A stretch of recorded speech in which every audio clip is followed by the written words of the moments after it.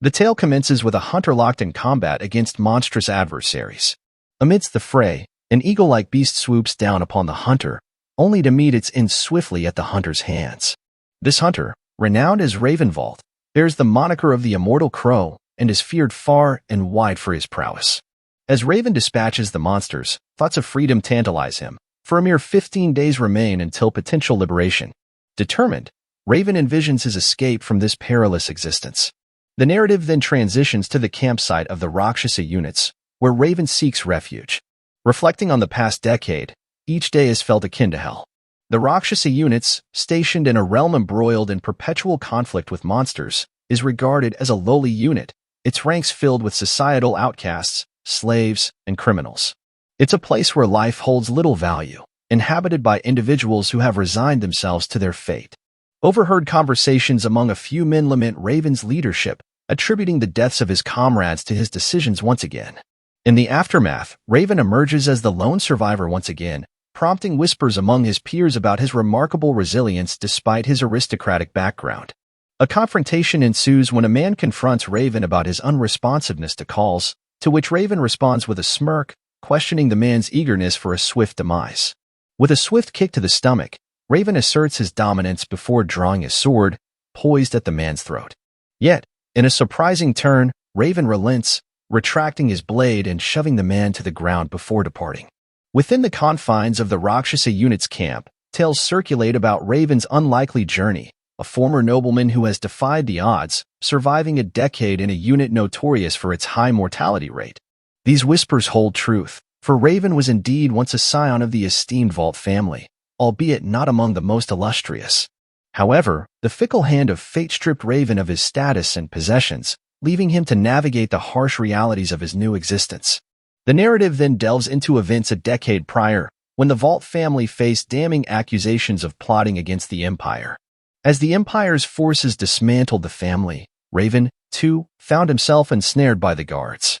In a fervent plea, he vehemently denies his family's alleged treachery, insisting they were innocent victims of a larger conspiracy. However, an Empire knight rebuffs Raven's defense, chiding him for his family's purported transgressions. Despite Raven's protestations, the knight reveals that the Valt lineage, save for Raven himself, has been extinguished. In a surprising turn, the knight offers Raven a proposition: endure 10 years of service within the Rakshasa units, and his life shall be spared. Raven is taken aback by the unexpected reprieve. Meanwhile, among the nobility, laughter erupts at the notion of a nobleman like Raven being consigned to the Rakshasa units, a unit regarded as the Empire's lowest, filled with criminals and societal outcasts. The nobles ponder how such a fate could befall one of their own.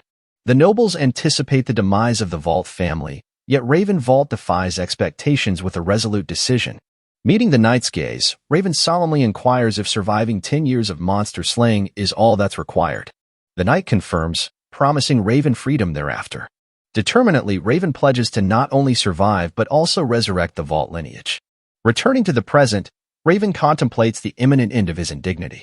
Since joining the unit, he has faced monsters devoid of training or experience, merely striving to endure. Over the span of a decade, Raven, once a mere youth, has ascended to become the Rakshasa unit's premier monster hunter. With the next monster purge slated to be his last, Raven believes freedom and the restoration of his family lie within reach. Meanwhile, the scene shifts to the Ancona forest in the Pendragon Duchy, where a white dragon addresses a yellow-haired noble. The dragon forewarns of the dwindling time before a pact is fulfilled, setting an ominous tone for what lies ahead. Dragons, revered as the mightiest creatures on Earth, hold a unique status among monsters. Only one family possesses the power to subdue these formidable beasts, the Pendragon ducal family. Renowned for their ability to tame dragons, the Pendragons wield immense political influence, ranking among the Empire's most prestigious noble houses. As the narrative shifts to 13 days before Raven Valt's impending pardon, he enters the command tent of Balti, the Rakshasa unit's commanding officer. Balti questions Raven's solitary return once again, seeking a report on the reconnaissance mission. Raven reports a significant concentration of monsters ahead, warning of the dire consequences if they unite with their main forces.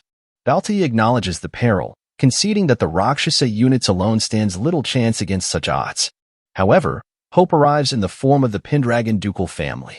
Balti reveals that they will come to their aid tomorrow, bolstering their ranks against the impending threat. The prospect of Pendragon assistance brings a glimmer of optimism amidst the looming danger. Furthermore, the Pendragon family is bringing along one of the most powerful creatures known to mankind, a dragon. Startled by this revelation, Raven questions Balti as to why such a mythical being would deign to fight alongside them. Balti assures Raven of the truth, explaining that the Pendragons have mastered the art of subduing dragons across generations. It appears that the white dragon will be tasked with vanquishing the monsters. Raven reflects on the Pendragon's significance. Not only do they boast royal lineage, but they also hold the highest noble rank in the empire. While uncertain of the veracity of these claims, Raven ponders the Pendragon's rumored ability to command dragons, creatures bordering on legend.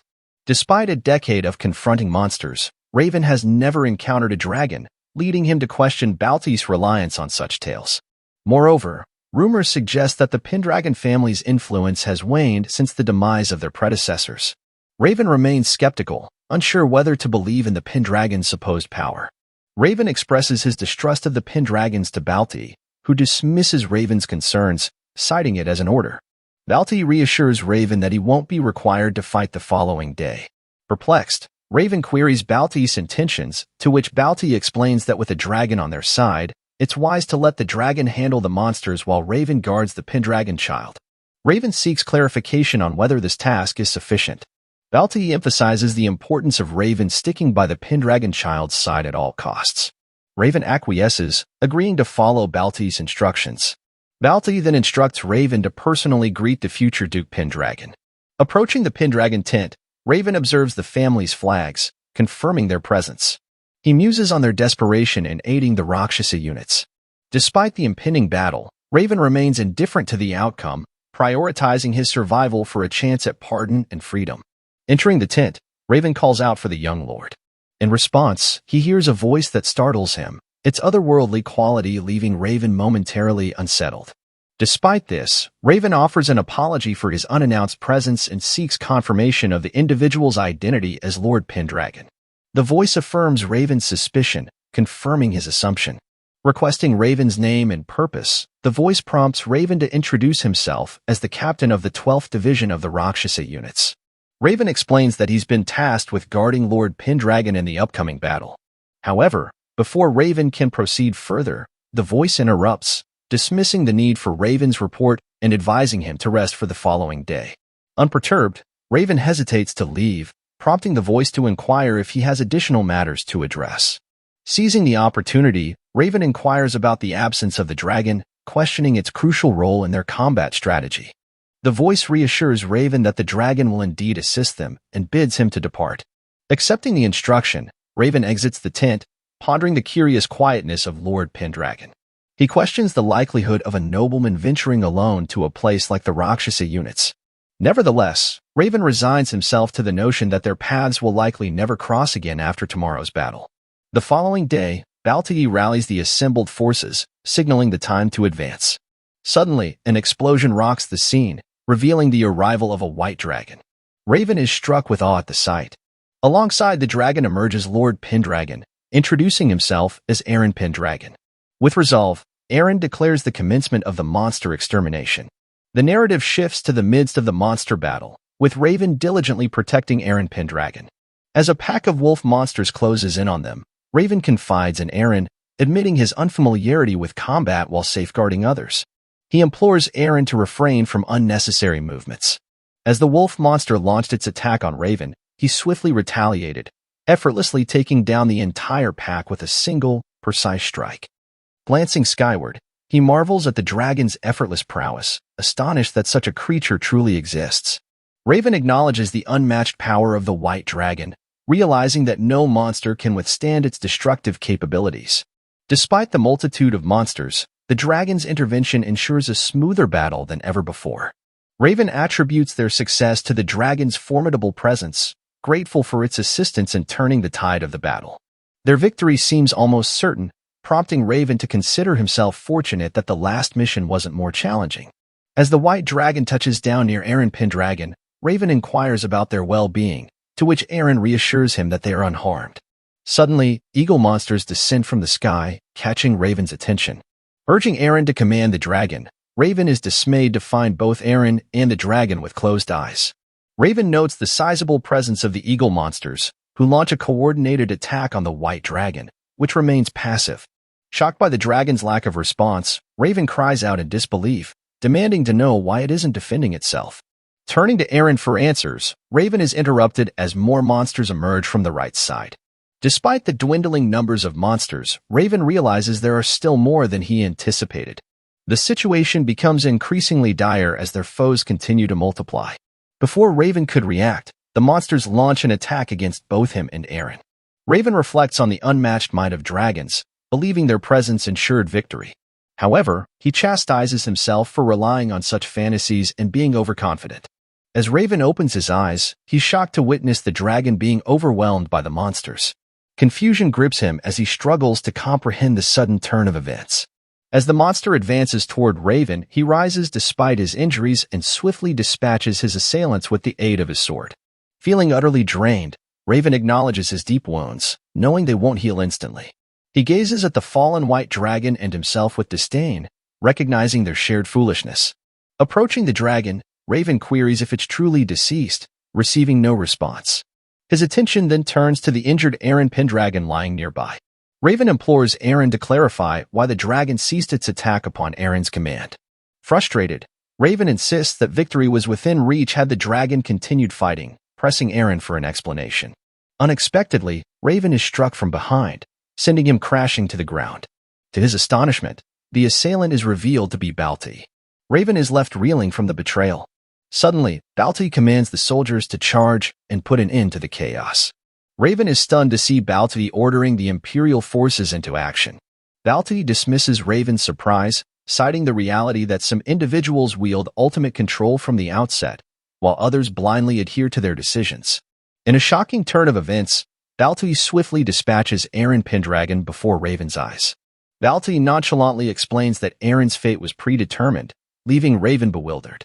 Turning his attention to Raven, Valt acknowledges Raven's exceptional combat skills and reveals that Raven possesses an extraordinary healing ability. Raven is astonished by this revelation and questions Valt's knowledge about him. Valt admits to feigning ignorance until now, lamenting the unfortunate circumstance that Raven, despite his immortal body, will meet his end today.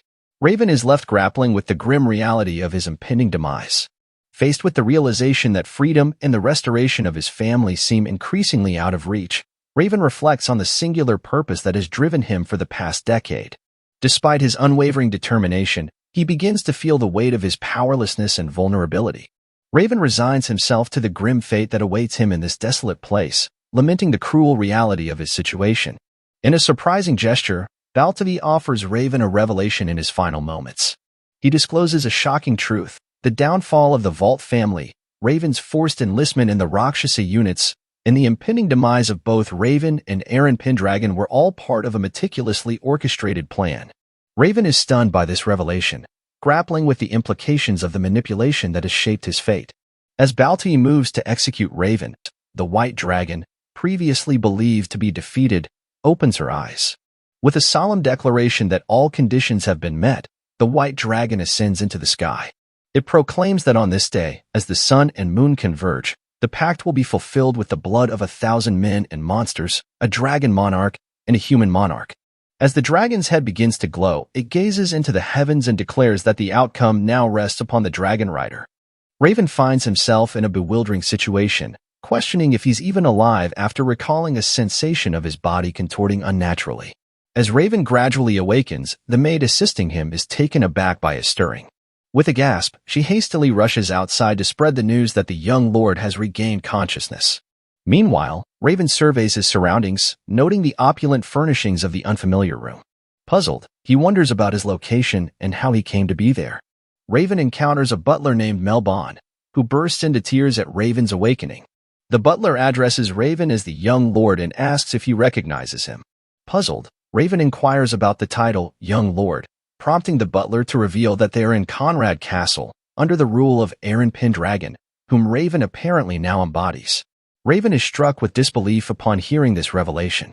Hastily, he seeks confirmation by catching sight of his reflection in the nearby water, where the truth dawns upon him: he has somehow transformed into Eren Pendragon. The maid, Lindsay, inquires of young Lord Eren whether he recalls his identity. The butler interjects, expressing little surprise at Eren's confusion, given his 3-year-long unconsciousness. Eren is stunned by this revelation, realizing that 3 years have passed since the fateful battle. Inwardly, he recollects the moment when Balti took down Eren, an event etched vividly in Raven's memory. The realization dawns on him as he grapples with the implications of assuming another's identity. Raven's mind swirls with confusion and disbelief. He questions his own mortality, pondering the inexplicable return of the supposedly deceased Pendragon. News of Eren's awakening spread, drawing his mother, Lady Elena, to his side. Lindsay and the butler greeted Lady Elena with joy. As Elena walks towards Eren, he's shocked to see her simply walk through the woman blocking her path. The woman signals to Eren with a subtle gesture, indicating for him to keep her presence a secret. Elena embraced her son, prompting a query about his memory of her. Eren was utterly bewildered, unable to grasp the surreal events unfolding around him. Nothing seemed to align with logic or reason. Then, an elderly woman motioned towards the window, drawing Eren's attention to the sight outside. There, amidst a flurry of gasps and startled murmurs, stood the majestic white dragon, Soldrake. Soldrake's thunderous roars reverberated through the room, sending shockwaves of disbelief through everyone present. As the dragon attempted to breach Eren's chamber, Eren couldn't fathom how he knew the creature's name. Soldrake was supposed to have perished alongside Eren during that fateful incident. Pondering the possibility of the dragon's survival, Eren's mind struggled to reconcile the inexplicable. His confusion deepened as his mother positioned herself protectively before him, confronting the dragon with an unwavering resolve. In a surprising turn, the elderly woman stepped forward, effortlessly taming Soldrake with gentle gestures. Witnessing this astonishing display, Eren moved to intervene, but the old woman silenced him with a playful wink, leaving him to grapple with the enigma unfolding before his eyes. Eren's astonishment deepened as Elena urged him to stay clear, cautioning of danger. Hearing his mother's words, Eren realized he alone could perceive the presence of the mysterious old woman. With a few uttered words, the old woman commanded Soldrake, prompting the dragon to soar away from the castle as she vanished into thin air. Witnessing her disappearance, Eren felt a surge of surprise. Melbon, the butler, hurried to Elena's side, expressing concern for her well-being. Assured by Elena that she was unharmed, Elena turned to Eren, her gaze fixing upon him, as she inquired about his well-being. Eren, amidst the opulent castle, surrounded by worried attendants and a departing white dragon, couldn't shake the feeling of inhabiting Eren Pendragon's role. Elena's repeated inquiries about his welfare prompted Eren to reassure her, calming both Elena and Melbon. Resolving to untangle the mysteries surrounding him, Eren acknowledged the need to gather information discreetly. As Eren endeavors to conceal his true identity as Raven from the servants, he resolves to gather pertinent information from them discreetly. Within the Empire, the Rakshasa unit stood as a marginalized and subpar unit, existing in a realm devoid of human rights. Yet, within this harsh environment, Raven managed to endure for a decade. His survival was a testament to his refined combat skills and extraordinary healing prowess. Raven emerged as a warrior without adversaries, feared by both humans and monsters alike. However, fate took a cruel turn during the monster eradication campaign in the Lobteen Plain. In the throes of battle, Raven, on the brink of liberation from the Rakshasa units, met his demise alongside Lord Pendragon, whom he had faithfully guarded. Supposedly fallen, Raven defied death, inhabiting Lord Pendragon's body. Moreover, he found himself transported back in time, 7 years prior to the fatal confrontation. This extraordinary turn of events heralded a profound transformation for Raven. Shedding his former life of relentless monster hunting, he emerged as Eren Pendragon. As Lindsay tended to him, feeding him with a tenderness reminiscent of infancy, Eren couldn't help but feel a pang of discomfort. The transition from formidable warrior to being cared for like a child struck him as excessive. Eren informed Lindsay that it had been several days since he woke up, emphasizing that he could manage to eat by himself. He requested the food from her. However, Lindsay explained that the doctor's instructions mandated absolute stillness for Eren, requiring assistance from the maids during meals. She gently urged Eren to comply by opening his mouth for her to feed him. Reflecting on Lindsay's devoted care during his slumber as Raven, Eren acknowledged her overprotectiveness.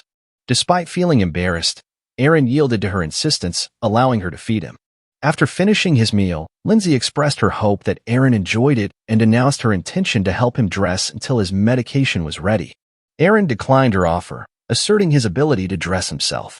He instructed Lindsay to bring his clothes and a hair clip while he washed his face. "Lindsay, I can manage," Eren insisted, attempting to walk despite the protests about his frail body. However, Lindsay gently intervened, guiding him to a chair. She assured him she would handle changing his clothes and fixing his hair. Reluctantly, Eren relented, allowing Lindsay to tend to him. As Lindsay tied his hair and helped him change, Eren couldn't shake off the feeling of frustration at his current state, relying on others for even the simplest tasks. Suddenly, a voice called out, addressing him as brother. Startled, Eren turned to see his sister, Lady Irene, accompanied by her daughter, Lady Mia. Mia rushed over to him, enveloping him in a hug, prompting an awkward smile from Eren. Irene apologized for their unexpected visit and inquired about Eren's ability to walk. Eren reassured her, prompting Lindsay to offer Irene a seat. Despite Irene's concern about intruding, Eren insisted they were not a bother. Irene's joy at his reassurance was evident as she mentioned the blooming summer flowers in the courtyard, steering the conversation towards lighter topics. As Eren anticipated the chance to venture outside with Irene to admire the flowers, she eagerly launched into a detailed discourse about them. Eren couldn't help but inwardly sigh, knowing he was in for another lengthy discussion. Despite his initial intention to feign amnesia upon waking up, Irene's loquacious nature made it nearly impossible to maintain the pretense. Yet, he found solace in the wealth of information she unwittingly provided. Listening to Irene's descriptions of the previous Eren Pendragon, Eren couldn't help but feel a pang of sympathy. The image she painted was of a melancholy figure, more inclined towards reading and drawing than wielding a sword. Furthermore, he learned of Eren's timid and shy demeanor, often retreating to his room. These traits had led to ridicule among the nobles, despite Eren's noble lineage. It was no wonder the Pendragon family had fallen from grace. But now, having been reincarnated as Eren, Raven saw an opportunity to alter the course of history. In his current form, Eren inhabited the 17-year-old body he possessed before crossing paths with Raven on the battlefield. Within the castle walls, whispers circulated that Eren had been comatose for nearly 3 years, from the age of 14. Raven pondered the curious twist of fate that had him awaken as Eren in this particular circumstance. However, he dismissed the question of why as insignificant compared to the opportunity it presented. For Raven, the paramount concern was his continued existence and the chance to start anew, 7 years prior. Freed from the shackles of the Rakshasa units, he aimed to redeem the tarnished honor of his family name, Valt. This rebirth offered him a second shot at fulfilling his unmet ambitions and unraveling the enigmatic words uttered by Balti before his demise, words hinting at a deeper connection between events. As Eren Pendragon and Raven Valt intertwined, Raven resolved to embark once more into battle. Elena turns to Eren, her voice drawing his attention as she asks if he's listening. Eren offers a quick apology to his sister, urging her to continue. Irene then informs Eren that it appears Luna will be visiting him soon. Perplexed, Eren inquired about Luna's identity. Irene revealed Luna as the adopted daughter of Count Sirod, a knight of the Pendragon house. Irene reveals to Eren that Luna is not only his visitor but also his fiancée. The revelation left Eren momentarily speechless, grappling with the unexpected news. Meanwhile, outside, a carriage traversed through the forest, escorted by knights. Within, one of the knights informed Lady Luna of their imminent arrival at Conrad Castle, the seat of the Pendragon Duchy.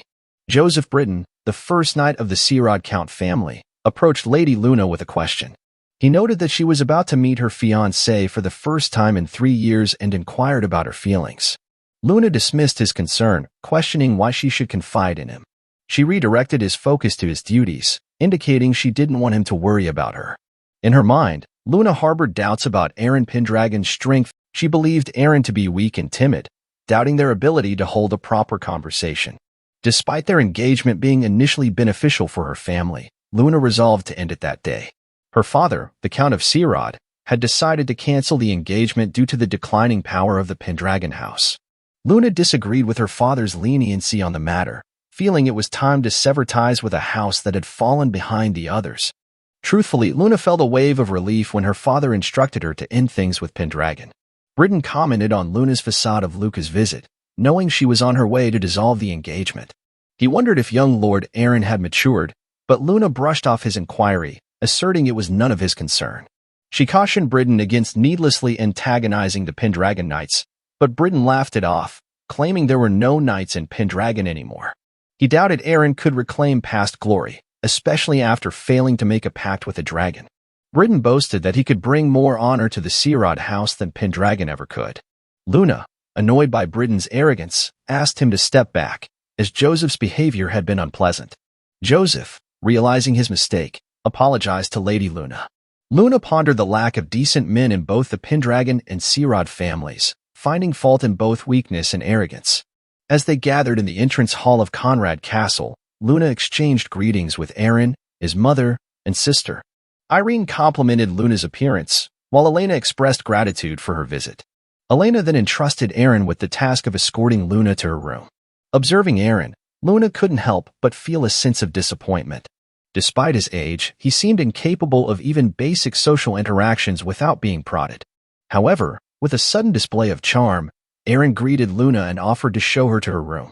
Luna was taken aback by this unexpected shift in demeanor. Eren, noticing Luna's surprise, suggested she stay in a separate room from the knights. Luna found herself speechless, grappling with her conflicting emotions upon witnessing Eren's uncharacteristic behavior. Gathering her composure, Luna apologized to Eren for her earlier behavior and requested that he assign the knight to a separate room. Witnessing Luna's composed demeanor, Eren reflected on Irene's description of Luna as calm and reserved, contrasting it with her current attitude towards him after 3 years of separation. He realized the political nature of their marriage. Led by Lindsay, Eren and Luna were shown to their room. As they entered, Lindsay offered to prepare tea, receiving Eren's approval. Eren then urged Luna to sit down, surprising her with his assertiveness. Luna struggled to comprehend Eren's sudden transformation from someone who couldn't even make eye contact to one confidently interacting with her and the servants. Commenting on Eren's change, Luna mentioned hearing about his memory loss and questioned if he had forgotten about her. Eren confirmed this, explaining that upon awakening, he couldn't recall anything from his past. He expressed regret for this, apologizing to Luna. Luna observed that Eren had transformed into a completely different person after losing his memory, yet she couldn't help but notice how strikingly handsome he had become. She believed that with Eren's newfound confidence, even the declining Pendragon family could potentially revive. Meanwhile, Eren contemplated the precarious situation between the Pendragon and neighboring families, lacking crucial information about potential consequences. He sensed that Luna was concealing something from their initial encounter and resolved to uncover it. Eren acknowledged the remarks from his servants and sister about his changed demeanor, implying that if Luna disapproved, she should discuss it with Count Searod. In response, Luna vehemently rejected the suggestion, indicating that she held no desire to involve her father. The tension between them simmered as Luna's outburst hinted at deeper complexities beneath the surface. Luna swiftly apologized to Eren for her sudden outburst, feeling conflicted about the situation. She recognized that her father had already decided to end the engagement with Eren and had come to discuss it that day. Despite acknowledging Eren's personal growth, Luna remained convinced that he couldn't restore the Pendragon family's reputation. Therefore, she felt compelled to address the matter with him promptly.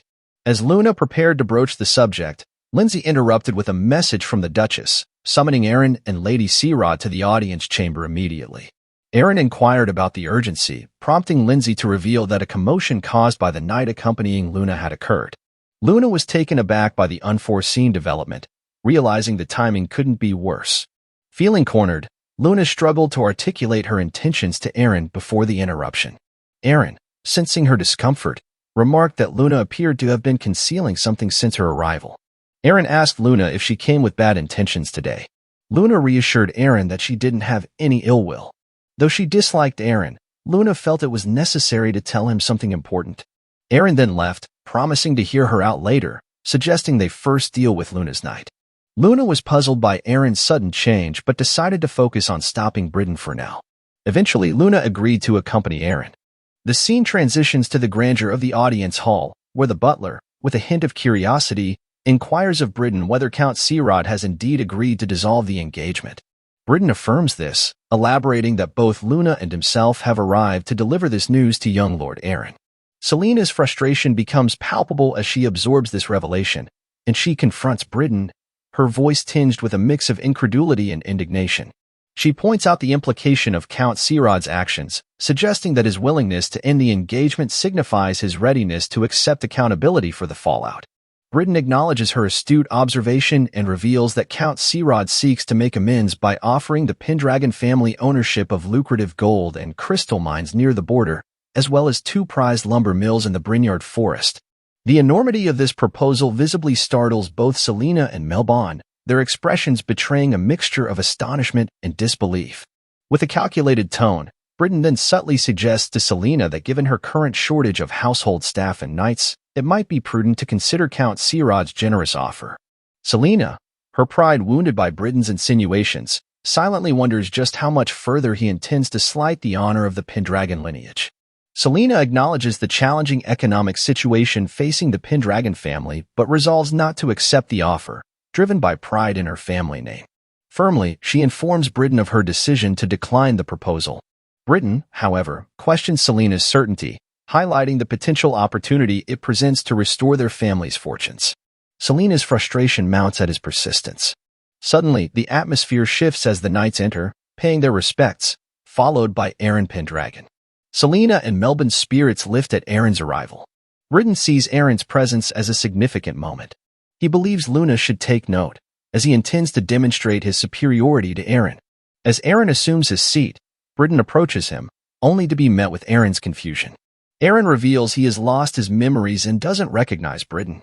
Shocked, Britain reassesses the situation, realizing Eren's altered state doesn't necessarily diminish his capabilities. Britain is determined to demonstrate to Eren the disparity between them and intends to adjust Eren's attitude. Stepping forward, Britain begins to assert his status as the top knight of the Sirod Count house, but Eren abruptly interrupts, ordering him to step back. Britain is taken aback by this command. Eren dismisses Britain, expressing no interest in him and deeming him just a mere knight. Britain, feeling slighted, questions Eren's rudeness. However, Eren counters with a stern assertion that it's Britain's party who has come to his castle with disrespect. With an intense gaze, Eren reiterates his demand for Britain to step back, leaving Britain shocked into compliance. Turning to Luna, Eren remarks on the commotion and his discovery of the argument over a mere breakup upon his arrival. Eren gestures for Luna Sirod to step forward, suggesting they continue their conversation themselves. Luna is caught off guard by the turn of events and ponders her next move. Eren addresses Luna, affirming that Sirod intends to end the engagement and compensate the Pendragon family with a gold mine, a crystal mine, and 2 lumber mills. He suggests this should settle the matter. Luna, Selena, and Melbon are taken aback by Eren's blunt approach. Selena questions where Eren learned such assertiveness, while Melbon advises caution before making any decisions. Eren acknowledges Sirod's actions but emphasizes the need for the Pendragons to focus on reclaiming their strength. He dismisses the significance of the marriage dispute, expressing doubt that the Pendragons can sway Sirod's decision. Eren questions Luna if he's mistaken. Luna internally grapples with the realization that she must inform Eren of her inability to marry him. Reluctantly, she admits to herself that she's beginning to fall in love with Eren Pendragon. Eren notices Luna's hesitation and suggests that if it's a decision from the Sirod household, Luna's personal thoughts need not factor in. He accepts the end of the engagement with Sirod without giving Luna a chance to speak. Eren then turns to Duchess Selena for her approval, which she grants, expressing her trust in Eren as the head of the Pendragon family. With Selena's consent, Eren formally announces the annulment of the marriage between himself and Luna Sirod. Luna and Britain are frustrated, while Selena and Melbon feel relieved. In a moment of solitude, Eren reflects on the mounting pressures and declares his desire to be excluded from any further marriage discussions. Eren reflects on his decision to inquire about the economic state of Pendragon territory from Irene. He reasons that if breaking the engagement can yield such significant resources, particularly the valuable crystal mine essential for magical materials, there's little reason to decline. Securing the crystal mine could enable Pendragon to attract skilled mages to their domain, enhancing their capabilities. As Eren strolls through the corridor, he notices a portrait of the elderly woman he encountered earlier in his room. Curious, he approaches Lindsay and inquires about the woman's identity. Lindsay informs Eren that she is Lady Atia Pendragon, the older sister of Eren's grandfather, Sir Klein Pendragon. Eren repeats her name, only for Atia Pendragon herself to speak from behind him, commending Eren for addressing her by her name. Startled by her sudden appearance, Eren listens as Atia expresses her desire to speak with him privately, inviting him to engage in a conversation. Eren approached Lady Atia with a puzzled expression, wondering why she sought his audience. She met his gaze with a solemn air before revealing the truth. She was a ghost, and to communicate with the living, her name had to be invoked. Eren found himself at a loss, contemplating the surreal encounter. Despite facing monsters for a decade, conversing with a spirit was an entirely new experience for him. He couldn't help but reflect on the strange occurrences since he awoke in this unfamiliar body. With a grave demeanor, Lady Atia wasted no time delving into the matter at hand. Her piercing gaze bore into Eren as she questioned his identity, knowing full well he wasn't Eren Pendragon. Shock washed over Eren upon hearing her assertion. Sensing his disbelief, Lady Atia quickly softened her tone, offering apologies for the blunt delivery that may have seemed threatening. She explained that her knowledge came from Soldrake, who had informed her of Eren's true nature. Understanding dawned upon Eren as he pieced together the puzzle before him. With newfound clarity, he inquired if Lady Atia could communicate with dragons as well, and whether she knew his original identity. Lady Atia admitted to Eren that she didn't possess that knowledge and expressed a desire to understand what transpired. Eren pondered the situation, realizing Atia's spectral nature and contemplating the exclusivity of their interaction. If he was the sole witness to Atia's presence, perhaps she could become an ally in his journey. Assured of his decision, Eren vowed to disclose everything despite his doubts about Atia's willingness to believe him. He embarked on a narrative, revealing not only the events leading to his current state, but also his true identity as Valt. Eren recounted the fateful day on the Lobtine Plain, where both Eren and Raven perished, or so it was believed. Eren grappled with the mystery of why Raven awoke in the guise of Eren Pendragon after supposedly dying. As Eren shared his tale, Atia began to grasp the essence of his being. Eren was taken aback by her acceptance of his extraordinary story. Atia reassured him, explaining that belief was irrelevant in the face of his tangible presence. Soldrake, too, had recognized the anomaly of Eren's existence, further validating his truth. Atia found herself inclined to believe Eren's account, but she dropped a bombshell that left him reeling. She suggested that the Eren Raven had protected on the Lobtine Plain might have been an impostor. Shock washed over Eren at the implications of such a revelation. With a solemn tone, Atia delved into the intricate history of the Pendragon lineage. She spoke of generations of heirs forming pacts with Soldrake, weaving a tapestry of power and obligation. Then she posed a question to Raven. Had he ever heard of the necessity to unlock a mausoleum? Atia elaborated, revealing the true significance of the Pendragon mausoleum. It wasn't merely a resting place for ancestral souls, but a repository of the family's fortune, ancestral blessings, and the familiars of Soldrake. Within its depths lay a magic tower housing the closely guarded secrets of the Pendragon lineage, the wellspring of their greatness. The opening of the mausoleum symbolized stability and prosperity for the Pendragon family, while its closure heralded decline. Atia emphasized the gravity of the situation, explaining that only the heirs of Pendragon possessed the key to unlock the mausoleum gate. Atia elucidated the daunting challenge of forming a pact with Soldrake, whose authority was nearly insurmountable. The Pendragon heir had but a single opportunity to forge this pact. Failure meant relinquishing the task to future generations. Even renowned figures like Klein and his predecessor Gordon had struggled with the pact, highlighting its formidable nature. Eren, deemed the weakest Pendragon in history, had been decisively defeated by Soldrake, plunging him into a coma. Atia explained the grim reality that heirs defeated by Soldrake seldom regained consciousness. The noble white dragon only submitted to those who conquered her authority, making Eren's chances of departing with Soldrake to encounter Valt seem improbable. Eren absorbed this revelation with shock. However, Atia swiftly redirected the focus, assuring Eren that his identity was currently inconsequential. Instead, she emphasized the paramount importance of Eren Pendragon awakening with another soul within him.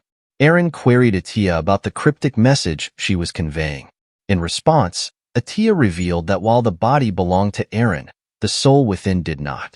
This revelation meant there was still a chance to forge a pact with Soldrake if the soul was different. Atia then outlined a daring plan for Raven.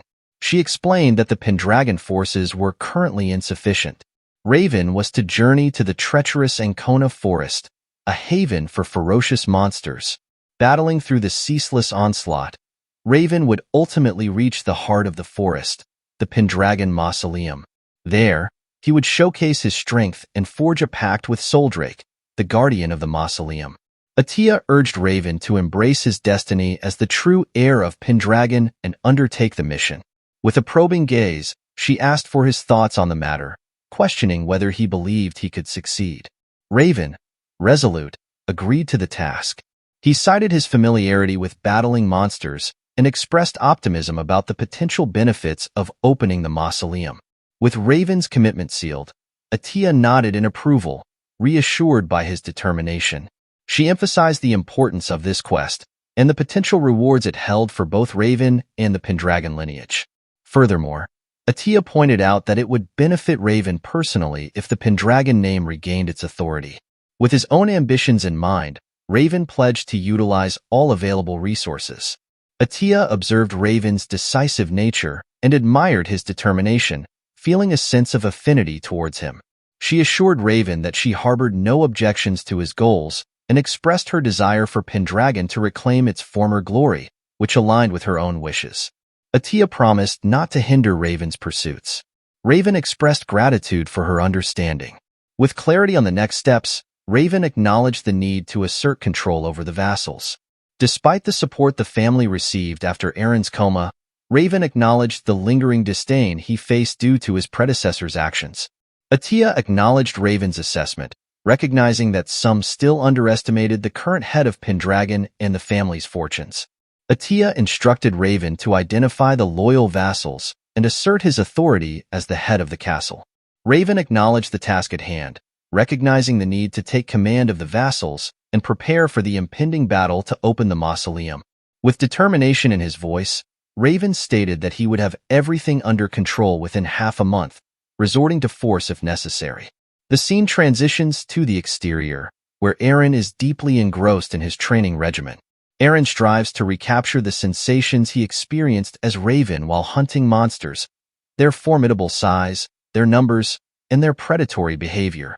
He resolves not to rely on his comrades as mere fighters, but to hunt with the intent of single-handedly vanquishing them all, determined to prevent the tragedies of his past life from recurring.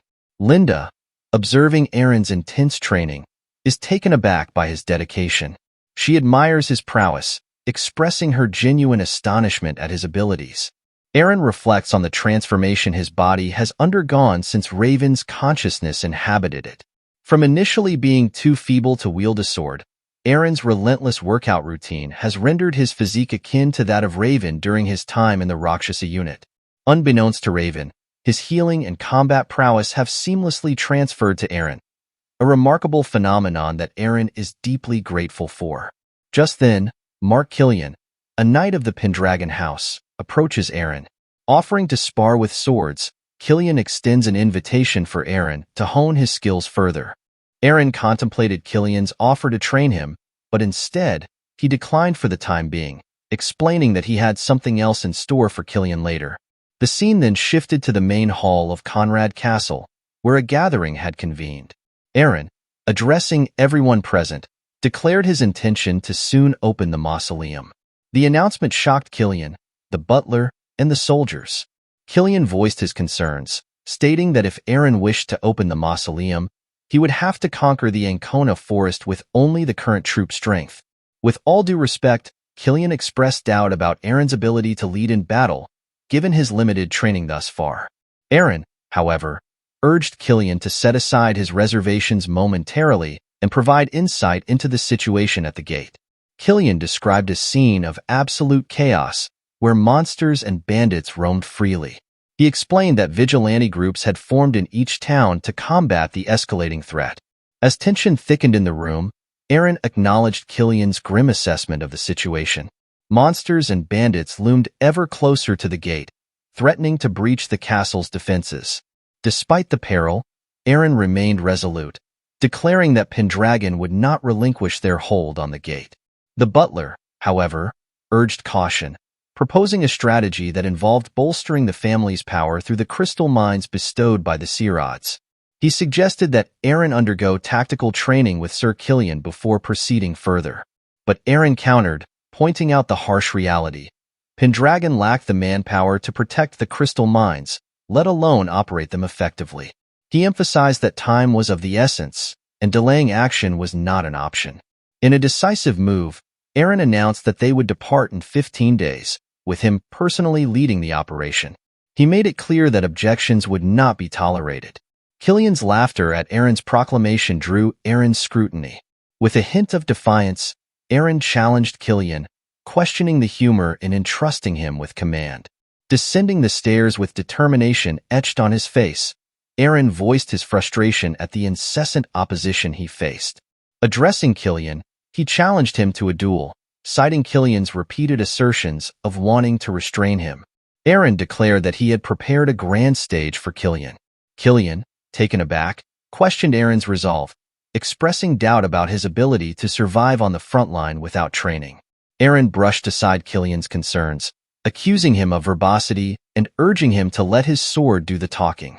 Drawing his sword, Eren charged at Killian, who managed to parry the attack but felt the weight behind Eren's strike. In retaliation, Killian launched a counterattack, only for Eren to deftly evade it. Seizing an opportunity, Eren leaped into the air, unleashing a powerful strike. Despite Killian's own counterstrike, he asserted his superiority, refusing to be bested by a novice in swordsmanship. As Eren withdrew from his strike, Killian, interpreting it as a sign of surrender, but in a swift and unexpected move, Eren used the cover of his sword to deliver a decisive blow to Killian's chest, sending him crashing to the ground. Shock rippled through the onlookers at the sudden turn of events. Turning to address the assembled soldiers, Eren reiterated his earlier declaration. They would depart in 15 days, and he would forge a pact with the White Dragon to open the mausoleum. Any objections were to be voiced now. In response, the soldiers unanimously pledged their allegiance to Eren's command. Meanwhile, in the guest room of Conrad Castle, Luna remained. Britain entered, questioning Luna's decision to stay in Pendragon's territory. Luna asserted her intention to accompany young Lord Eren to the battlefield. Britain, puzzled, queried Luna's motives, citing the broken engagement and Eren's perceived ineptitude in battle despite his apparent transformation. In response to Britain's suggestion that Lady Luna should swiftly return to Sirad territory under his escort as a skilled knight, Luna sharply rebuked his condescending attitude. She expressed her disdain for Britain's constant arrogance and belittlement of others, highlighting his apparent unawareness of her reasons for remaining at the castle. Luna explained that the Pendragons were relatives of the Sirad family, being one of the 5 ducal houses of the empire and bearing the bloodline of the emperor. Despite the broken engagement, Luna emphasized the importance of gathering information on the Pendragon's actions to assess potential losses and gains for the Sirad house. She asserted that it would be unwise to hastily return to Sirad territory, especially when young Lord Eren embarked on his journey to the front. Luna declared her intention to accompany Eren, ensuring she remained abreast of developments. Britain conceded to Luna's reasoning, agreeing to accompany them only as far as the Bellant Gate. Britain pressed Luna to promise that after reaching the Bellant Gate, she would return home with him. Luna assented, reassuring Britain that she would honor her word. However, in her thoughts, Luna pondered the significance of Eren's transformation. She believed that if Eren succeeded in opening the mausoleum with his newfound strength, the Pendragon house would undoubtedly reclaim its former glory. Luna resolved to witness firsthand just how formidable Eren had become. Meanwhile, Britain seethed with resentment over Eren's perceived humiliation of him. He harbored a deep desire to demonstrate to Eren the harsh realities of the outside world once they departed. The scene transitions to 15 days later, where all the assembled forces stand outside the castle, prepared to depart. Eren's mother, Selena, embraces him tightly, urging him to promise his safe return. Eren reassures her, pledging to secure the White Dragon and the mausoleum before returning home unharmed. He then turns to see Irene and Mia shedding tears. With comforting words, Eren assures them of his safe return. Lindsay approaches Eren, signaling that it's time to leave. Eren mounts his horse, ready to embark on the journey. Just as he prepares to depart, The butler arrives, presenting Eren with Pendragon's revered sword, the Window Scream. As Eren accepts the sword, he reflects on the significance of the upcoming battle. He is determined to reclaim Pendragon's power and fulfill the long-awaited wish of the Valt house that he couldn't fulfill in the past. With the treasured sword in hand, Eren is resolved to restore the honor lost by the Raven family and erase the stigma of their betrayal against the Empire. With determination coursing through him, Eren readied himself for the impending battle. As he raised his sword, he rallied his troops, urging them to fight for the glory of Pendragon. The soldiers surged forward, confronting the monstrous wolves that lurked within the forest. Killian cautioned Eren to be careful, but Eren assured him that he could handle the creatures. With a single swift strike, Eren dispatched the monsters, instilling confidence in his troops. He urged them to press onward without hesitation. Killian, Lindsay, and Luna watched in awe as Eren displayed his prowess. Upon reaching the Belent Gate, Eren halted his troops and instructed Killian to remain outside while he assessed the situation within. Killian ordered the soldiers to rest until further notice. Approaching Eren, Lindsay offered him water, her face smeared with dust. Concerned for her well-being, Eren suggested she take a break and wash her face. Blushing, Lindsay protested, claiming she couldn't possibly do so. Eren insisted to Lindsay that it was an order, reassuring her that she need not worry about him. He urged her to rest, emphasizing that it was equally important for her well-being. Lindsay acquiesced, agreeing to follow Eren's directive. Entering the Belent Gate, Eren surveyed the scene with disappointment. The state of disrepair exceeded his expectations. There were insufficient personnel and resources to maintain the fortress. Even the soldiers' equipment was worn out, leaving Eren to lament that even the Rakshasa unit might have been better equipped. Recognizing the importance of the Belent Gate in Pendragon territory, Eren was dismayed by the incompetence of its commander and knights. He turned to Killian for answers, inquiring about the whereabouts of the gate's leadership. Killian revealed that the knights had deserted, taking the soldiers with them. Shocked by this revelation, Eren's frustration grew. Determined to rectify the situation, Eren informed Killian of his intention to pursue the deserters the following day. Eren wasted no time in issuing orders to Killian, instructing him to prepare everyone without delay. His resolve hardened. Eren vowed to confront those soldiers who dared to underestimate Pendragon's authority. The scene shifted to the Southstone Forest within Pendragon territory, where an abandoned monastery served as the rendezvous point for the bandits. Among them, word spread like wildfire that Eren Pendragon had awakened. With determination gleaming in their eyes, the bandits resolved to deal with Eren Pendragon themselves. The scene transitions to Eren Pendragon's private quarters within the Belent Gate. Eren addresses Killian and the others, expressing his intention to depart ahead of the Pendragon forces the next day, with Killian and the troops following behind.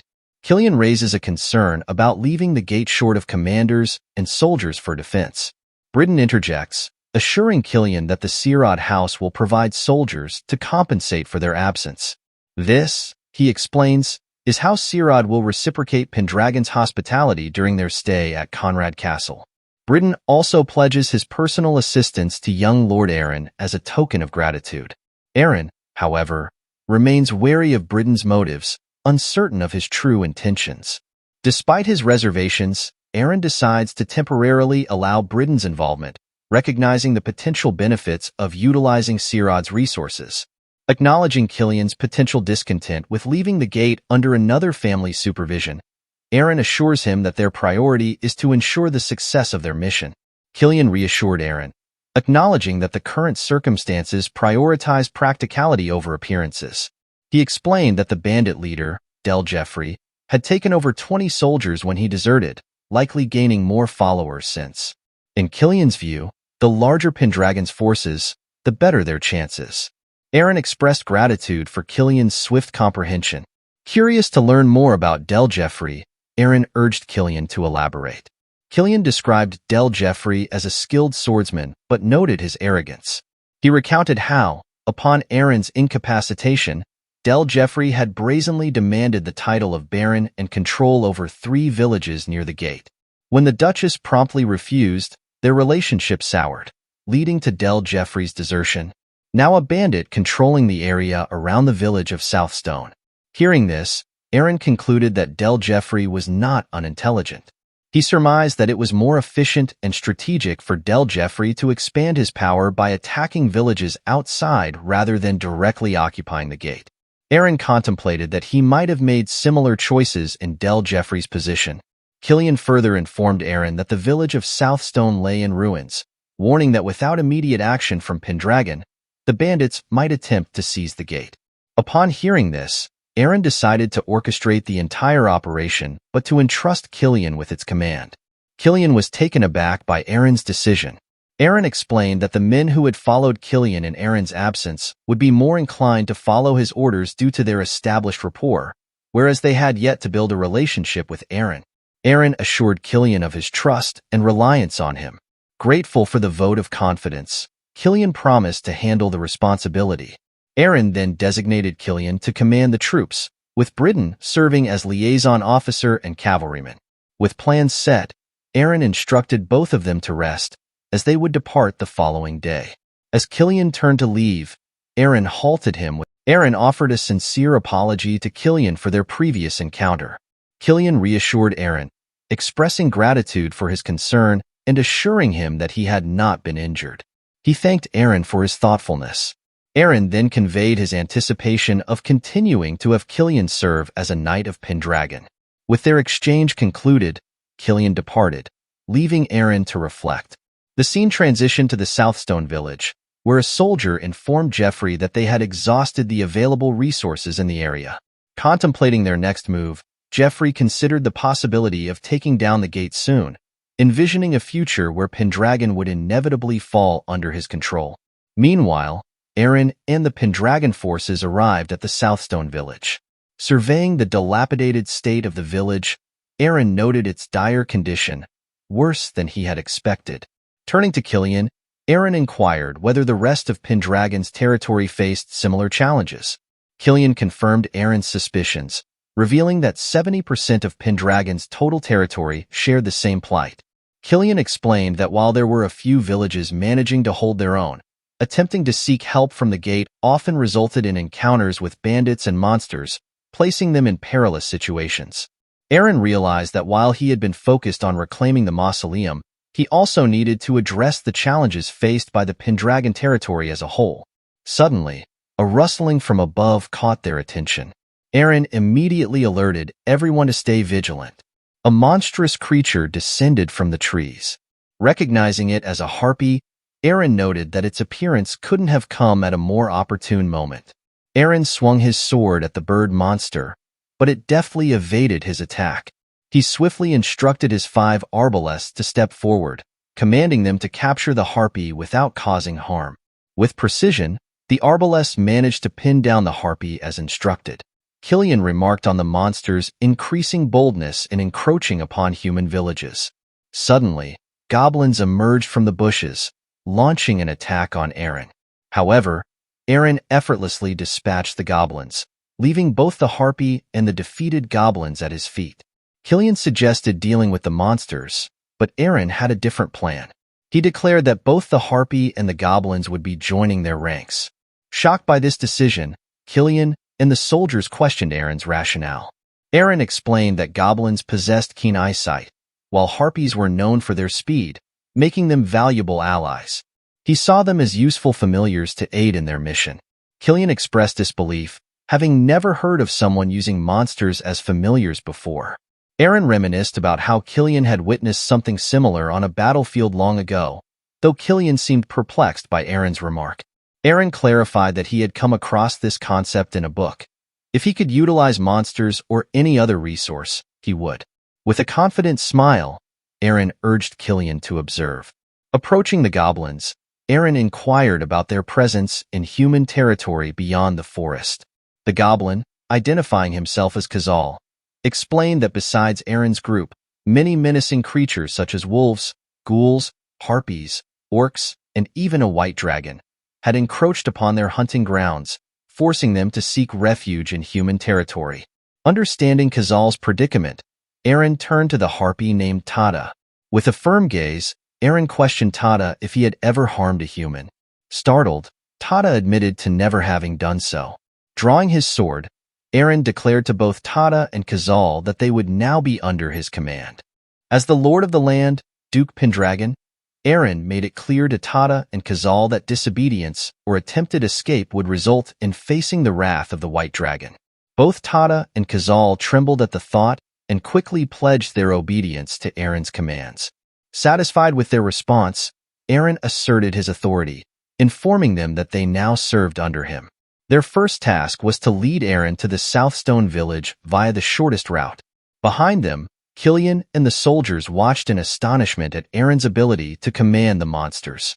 Killian acknowledged Eren's unconventional approach and resourcefulness, recognizing that there was much to learn from his methods. Eren couldn't help but smile at the compliment. The scene shifted to the village where Khazal had successfully guided Eren and the troops. Eren instructed Killian to remain behind while he and Britain, accompanied by a few soldiers, would launch an attack on the abandoned monastery. Eren decided to dispatch a messenger later to inform Killian and the soldiers that they could join him afterward. Killian nodded in understanding. Meanwhile, Luna pondered her lack of battlefield experience despite being under young Lord Eren's protection, wondering if she would be able to handle it. Britain reassured Luna, promising to protect her. Eren ordered the first group to depart, instructing Khazal and Tada to conduct a reconnaissance mission from the sky. As Eren pressed forward, they encountered Jeffrey and his soldiers escorting villagers to the abandoned monastery. Just as Jeffrey was about to strike a young villager, Eren intervened, swiftly incapacitating Jeffrey. Astonished to see Eren Pendragon in Southstone village, Jeffrey questioned how the once timid kid had ended up there. Before Jeffrey could say more, Eren silenced him with a firm command. As Jeffrey attempted to speak, Eren sternly indicated that he would allow him to talk when he deemed it appropriate. However, instead of engaging in dialogue, Jeffrey swiftly dashed to the other side, commanding his soldiers to attack. Responding with precision and swiftness, Eren effortlessly incapacitated the assailants, leaving Jeffrey astonished by his prowess. Before Eren could confront Jeffrey directly, Britain intervened, intercepting Eren's strike aimed at Jeffrey. Luna and the other soldiers watched in disbelief as Britain stepped in. Britain offered assistance to Jeffrey, who inquired about Britain's identity. Britain revealed himself as the first knight of the Order of the Red Moon from the Sirad Count House. He expressed his willingness to aid Jeffrey in his attempt to take down Eren Pendragon. Observing this exchange, Luna questioned Britain's motives. Britain reassured Luna, implying that he was more suitable for her than Eren. Ignoring Luna's concern, Britain and Jeffrey launched a coordinated attack against Eren. Concerned for Eren's safety, Luna urged him to step away from the confrontation. However, Eren proved his capability by effortlessly blocking both Britain and Jeffrey's attacks, subsequently pushing them back. Turning to Luna, Eren instructed her to move to a safer location, assuring her that he would swiftly deal with the knights. As Khazal escorted Luna to safety, she couldn't help but worry about Eren facing formidable opponents like Britain and the bandit leader alone. Despite her concern, Luna found herself blushing as she watched Eren's display of strength. Eren then commanded Tada to fetch Killian, prompting Tada to rush off to fulfill the task. Britain and Jeffrey warned Eren that even with reinforcements, they would defeat him before help arrived. Unfazed, Eren chuckled and invited them to attack him together. Confident in his abilities, both Jeffrey and Britain launched a joint attack on Eren. As Britain lunged forward, Eren skillfully evaded his strike and managed to shatter Britain's sword with ease. Swiftly maneuvering behind Britain, Eren swiftly incapacitated both Britain and Jeffrey with a single decisive blow, leaving them astonished. Addressing them calmly, Eren remarked that their conventional swordsmanship was no match for him. Turning his attention to Britain, Eren swiftly disarmed him, leaving Britain stunned. Eren instructed Britain to cease lying on the ground and fulfill his duty of escorting Luna back to her territory. He warned Britain to leave Pendragon territory immediately and never return. Terrified, Britain scrambled away, fleeing towards safety. Eren then turned to Jeffrey, who questioned if Eren had made a pact with a demon. Jeffrey warned Eren about the numerous bandits still inside the mansion, expressing doubt in Eren's ability to face them alone. Eren addressed Jeffrey firmly, questioning if he had forgotten about Pendragon's exceptional soldiers. He declared that his task was complete, and from that point forward, it would be his outstanding soldiers who would deal with the remnants. As if on cue, Killian arrived with the Pendragon forces, standing behind Eren. Eren warned that those who had betrayed Pendragon could expect no leniency in their punishment. After neutralizing the bandits, the scene shifted outside where the villagers expressed their gratitude to Eren for saving them. Eren assured them they could freely reach out if they needed assistance with reconstruction efforts. Delighted, the villagers thanked Eren for his aid, their cheers filling the air as he departed from the village. As Eren left, Kazal and Tada approached him, requesting a reward for their assistance. Eren promised them a fitting reward once they returned to the campsite, prompting smiles from both creatures. Meanwhile, Killian informed Eren that the Southstone village seemed to be managing well for the time being. However, Eren disagreed, stating that there was still one more task to complete before they could conquer the Ancona forest. The scene unfolded several days prior within the walls of Conrad Castle. Lady Atia approached Eren with a proposition that caught him off guard. She spoke of forging an alliance with the Ancona orcs, a notion that stirred surprise within Eren's heart. Lady Atia elucidated the unique circumstance surrounding these orcs, dwelling within the confines of Pendragon territory under a solemn vow never to stray from the Ancona forest. She painted a vivid picture of their prowess in battle, their fighting abilities purportedly surpassing that of their brethren by twofold. Eren listened intently as Lady Atia outlined how these formidable warriors could become invaluable assets in his forthcoming assault on the forest. Voicing his concern, Eren remarked on the notorious thirst for battle that consumed the Orcish nature. Yet, Lady Atia remained steadfast in her conviction that they could be swayed to Eren's cause. She made it clear that the outcome rested squarely upon Eren's skills as a leader. In a somber moment of reflection, Lady Atia acknowledged the hierarchy that governed the orcs' allegiance. A being of superior strength, such as the dragon Soldrake, held sway over them. However, the complexities of their situation dictated that Pendragon could not leverage Soldrake's power in this instance. Moreover, Lady Atia highlighted the challenge posed by Eren's own history with Soldrake, a defeat that the Ancona orcs were undoubtedly aware of. To gain their allegiance, Eren would need to prove himself in combat against these formidable warriors and emerge victorious. Lady Atia inquired of Eren's past encounters with orcs, probing into his experiences before their present conversation. Eren recollected a skirmish with a lone orc shortly after joining the Rakshasa unit, reminiscing about the struggles he faced in overcoming the creature. However, he asserted confidently that he had since honed his skills to handle such adversaries with greater ease. Upon hearing Eren's assurance, Lady Atia's expression lit up with approval. She saw an opportunity in Eren's capabilities and wasted no time in formulating a plan.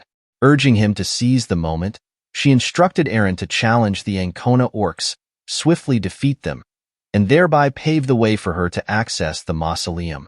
In the present, Eren relayed his intentions to Killian, disclosing his plans to forge an alliance with the Ancona orcs under Pendragon's banner. Killian's reaction was one of disbelief, visibly taken aback by the audacity of such a proposition. Eren justified his decision by highlighting the strategic advantage of bolstering Pendragon's forces with the strength of the Orcish warriors.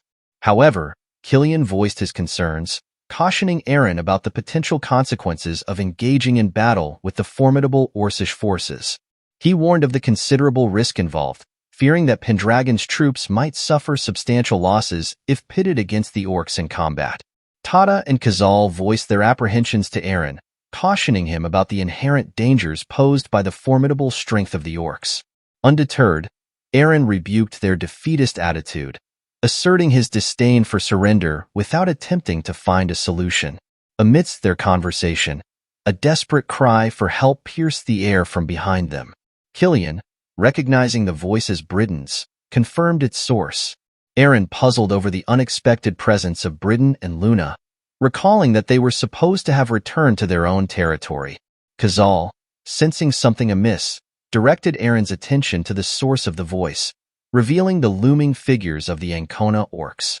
Eren's face broke into a determined smile as he rushed toward the commotion, eager to confront the new challenge head-on. Meanwhile, Britain found himself in a precarious situation, attempting to fend off the encroaching orcs in a state of palpable fear. Luna, observing from a distance, harbored doubts about the wisdom of remaining by Britain's side. In a flashback to a few moments earlier, Luna confronted Britain, admonishing him for his reckless actions. She emphasized the gravity of pointing his sword at young Lord Eren, equating it to a direct threat against the Empire itself. Luna warned Britain of the consequences should he choose the path of rebellion.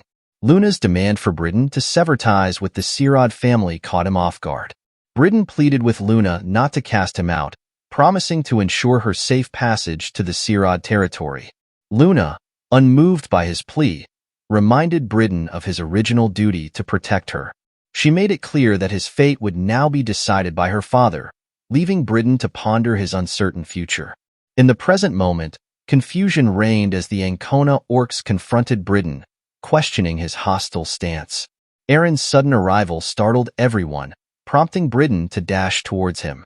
Eren, taken aback by Britain's unexpected presence, pondered how Britain had ascended to the rank of knight. As Killian and the remaining Pendragon forces emerged from behind, warning Eren of the danger of facing the orcs alone, the orcs recognized the Pendragon flag. The leader of the orcs surmised that the man before them must be Eren Pendragon himself.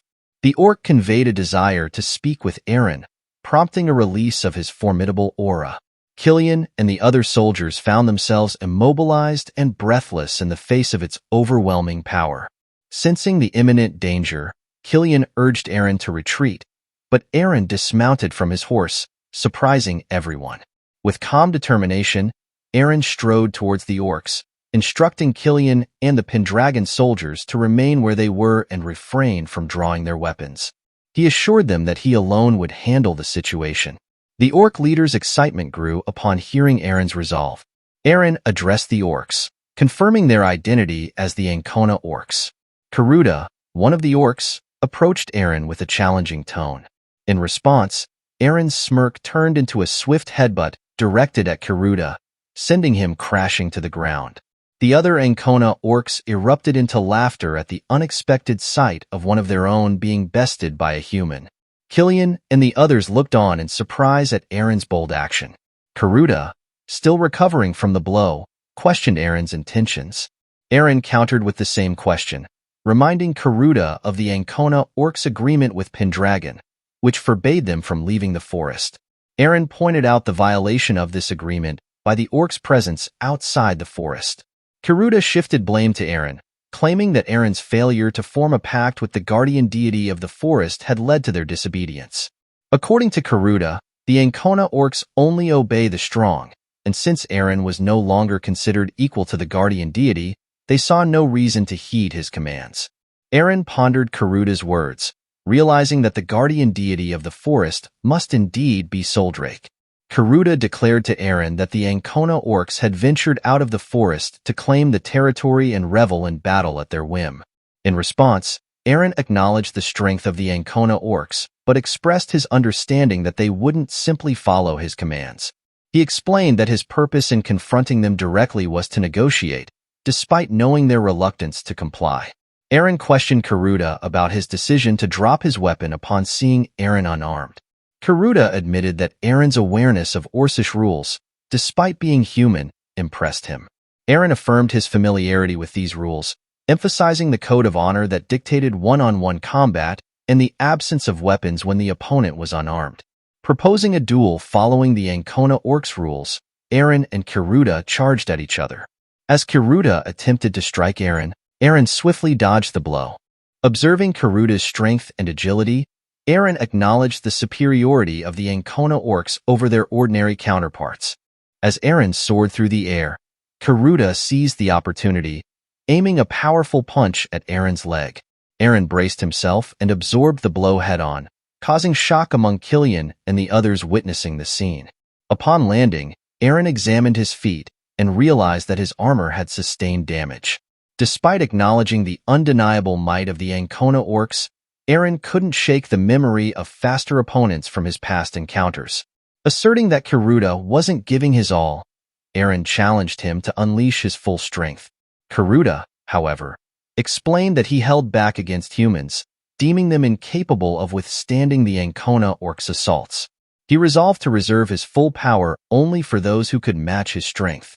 Eren urged Karuta to escalate the confrontation. Recognizing Eren's resilience, Karuta commended him as an intriguing adversary and surged forward with intensified ferocity. Despite Eren's best efforts to evade, Karuta's lightning-fast attacks left him struggling to keep pace. In a desperate attempt to defend himself, Eren raised his hands, but Karuta's devastating punch connected squarely with Eren's defenses, delivering a punishing blow. As the dust settled, Karuta couldn't shake the feeling that his punch had landed, yet something felt off. To his surprise, Eren emerged relatively unscathed, having managed to block Karuta's attack with only minor injuries. Eren attributed his weakened state to facing nothing but small monsters recently, a fact that caught the attention of both Killian and Luna. The orcs, on the other hand, cheered at the unexpected resilience displayed by Eren. Killian, astonished by Eren's endurance after taking a direct hit from an orc, pondered the rarity of a human triumphing in a one-on-one battle against such a formidable opponent. Recognizing Eren as the esteemed heir of the Pendragon Duchy, Killian felt the weight of responsibility to prioritize Eren's safety above all else. He swiftly ordered the soldiers to provide cover for Eren, intending to draw the orcs' attention away. However, Eren intervened, commanding Killian and the soldiers not to move. He declared that the fight was solely between himself and the orc, forbidding any form of cover. In an unexpected turn, the orc mage began to applaud Eren's display of courage and resilience. Acknowledging Eren's resilience in facing Karuta, the strongest of the Ancona orcs, the mage commended Eren for his steadfastness amidst the battle's intensity. Eren, facing Karuta head-on, remarked that the encounter served as good rehabilitation, allowing him to rekindle the familiar sensation of combat. He declared his intention to get serious, fully engaging in the duel. Karuta, surprised by Eren's endurance after receiving his punch, noted the severity of Eren's wound and predicted the duel's imminent conclusion. However, Eren confidently asserted that his healing ability rendered the wound inconsequential. Karuta watched in amazement as Eren's wound miraculously vanished, finding the display fascinating. Expressing his admiration for Eren, Karuta charged forward, wielding his formidable strength. With a swift strike, he attempted to pummel Eren with a hammer fist. However, Eren evaded the attack with nimble agility. In his mind, Eren strategized, recognizing that to defeat Karuta, he needed to neutralize the orc's movements first. As Eren analyzed the situation, he recognized the simplicity of the orc mindset and saw an opportunity to leverage his healing ability in combat against Karuta. He understood that by incorporating his healing into his actions, he could gain the upper hand and defeat the formidable orc. Karuta charged at Eren, questioning the apparent decrease in Eren's energy and expressing his dissatisfaction with Eren's evasion tactics. In response, Eren pointed out the lack of versatility in the Ancona orc's fighting style, frustrating Karuta. As Karuta launched his attack, Eren swiftly maneuvered, anticipating Karuta's movements. With calculated precision, Eren positioned himself to receive Karuta's kick on his arms, sustaining injuries in the process. Killian, observing Eren's injury, grew concerned for his well-being. Karuta, believing he had effectively incapacitated Eren, declared the duel finished. However, to Karuta's astonishment, Eren seized his leg, asserting that it was Karuta who would be defeated. Shocked by Eren's resilience, Karuta doubted his earlier assumption that he had severely injured Eren's arm. Karuta couldn't comprehend how Eren was still able to move his injured arm. He speculated that this must have been Eren's plan all along. Suddenly, Eren leaped onto Karuta, delivering a powerful kick directly to his face. Karuta staggered and collapsed to the ground, stunning Luna and Killian with the unexpected turn of events. Meanwhile, the orc mage observed the scene with a smile, while the other Ancona orcs erupted into excitement at witnessing Karuta's defeat at the hands of a human. Amidst the commotion, they hailed Eren Pendragon as a formidable warrior, acknowledging his strength. As Killian hurried towards Eren, Urging him to tend to his injured arm immediately, Eren reassured him that it wasn't a serious injury. However, Killian couldn't fathom Eren's nonchalant attitude toward the wound. Meanwhile, Eren grimaced as he felt the discomfort of his arm healing, reflecting on the pain of regeneration compared to the injury itself. Despite this, he felt gratitude for the remarkable healing power that had been bestowed upon him. Once his arm had fully healed, Eren approached the Ancona orcs and commanded Kiruda to submit to him. Kiruda, acknowledging the rule of the loser obeying the winner, inquired about Eren's intentions. Eren revealed his plan to launch an attack on the Ancona forest and sought the orcs' assistance in this endeavor. Kiruda, surprised by Eren's audacity, questioned why he would venture into the forest after being defeated by the guardian deity. Eren disclosed his intention to open the mausoleum, leaving the Ancona orcs astonished. Kiruda then questioned whether Eren planned to form a pact with the guardian deity. Eren affirmed Kiruda's speculation, emphasizing the perilous journey that lay ahead through the treacherous territory leading to Soldrake's domain. He pointed out that the Ancona orcs would now have the opportunity to engage in battle every day, a prospect that excited the orcs. They boasted of their strength, confident that they could swiftly overcome any monsters weaker than themselves and reach the mausoleum in record time. With determination, Eren retrieved his sword, prompting all the Ancona orcs to bow before him. He declared that henceforth, they would devote themselves to Pendragon and eagerly anticipated their contributions. Luna, impressed by Eren's newfound leadership, observed the scene with admiration. As Eren prepared to advance, he turned to Luna and offered her a contingent of soldiers to escort her safely to the Cyrid territory.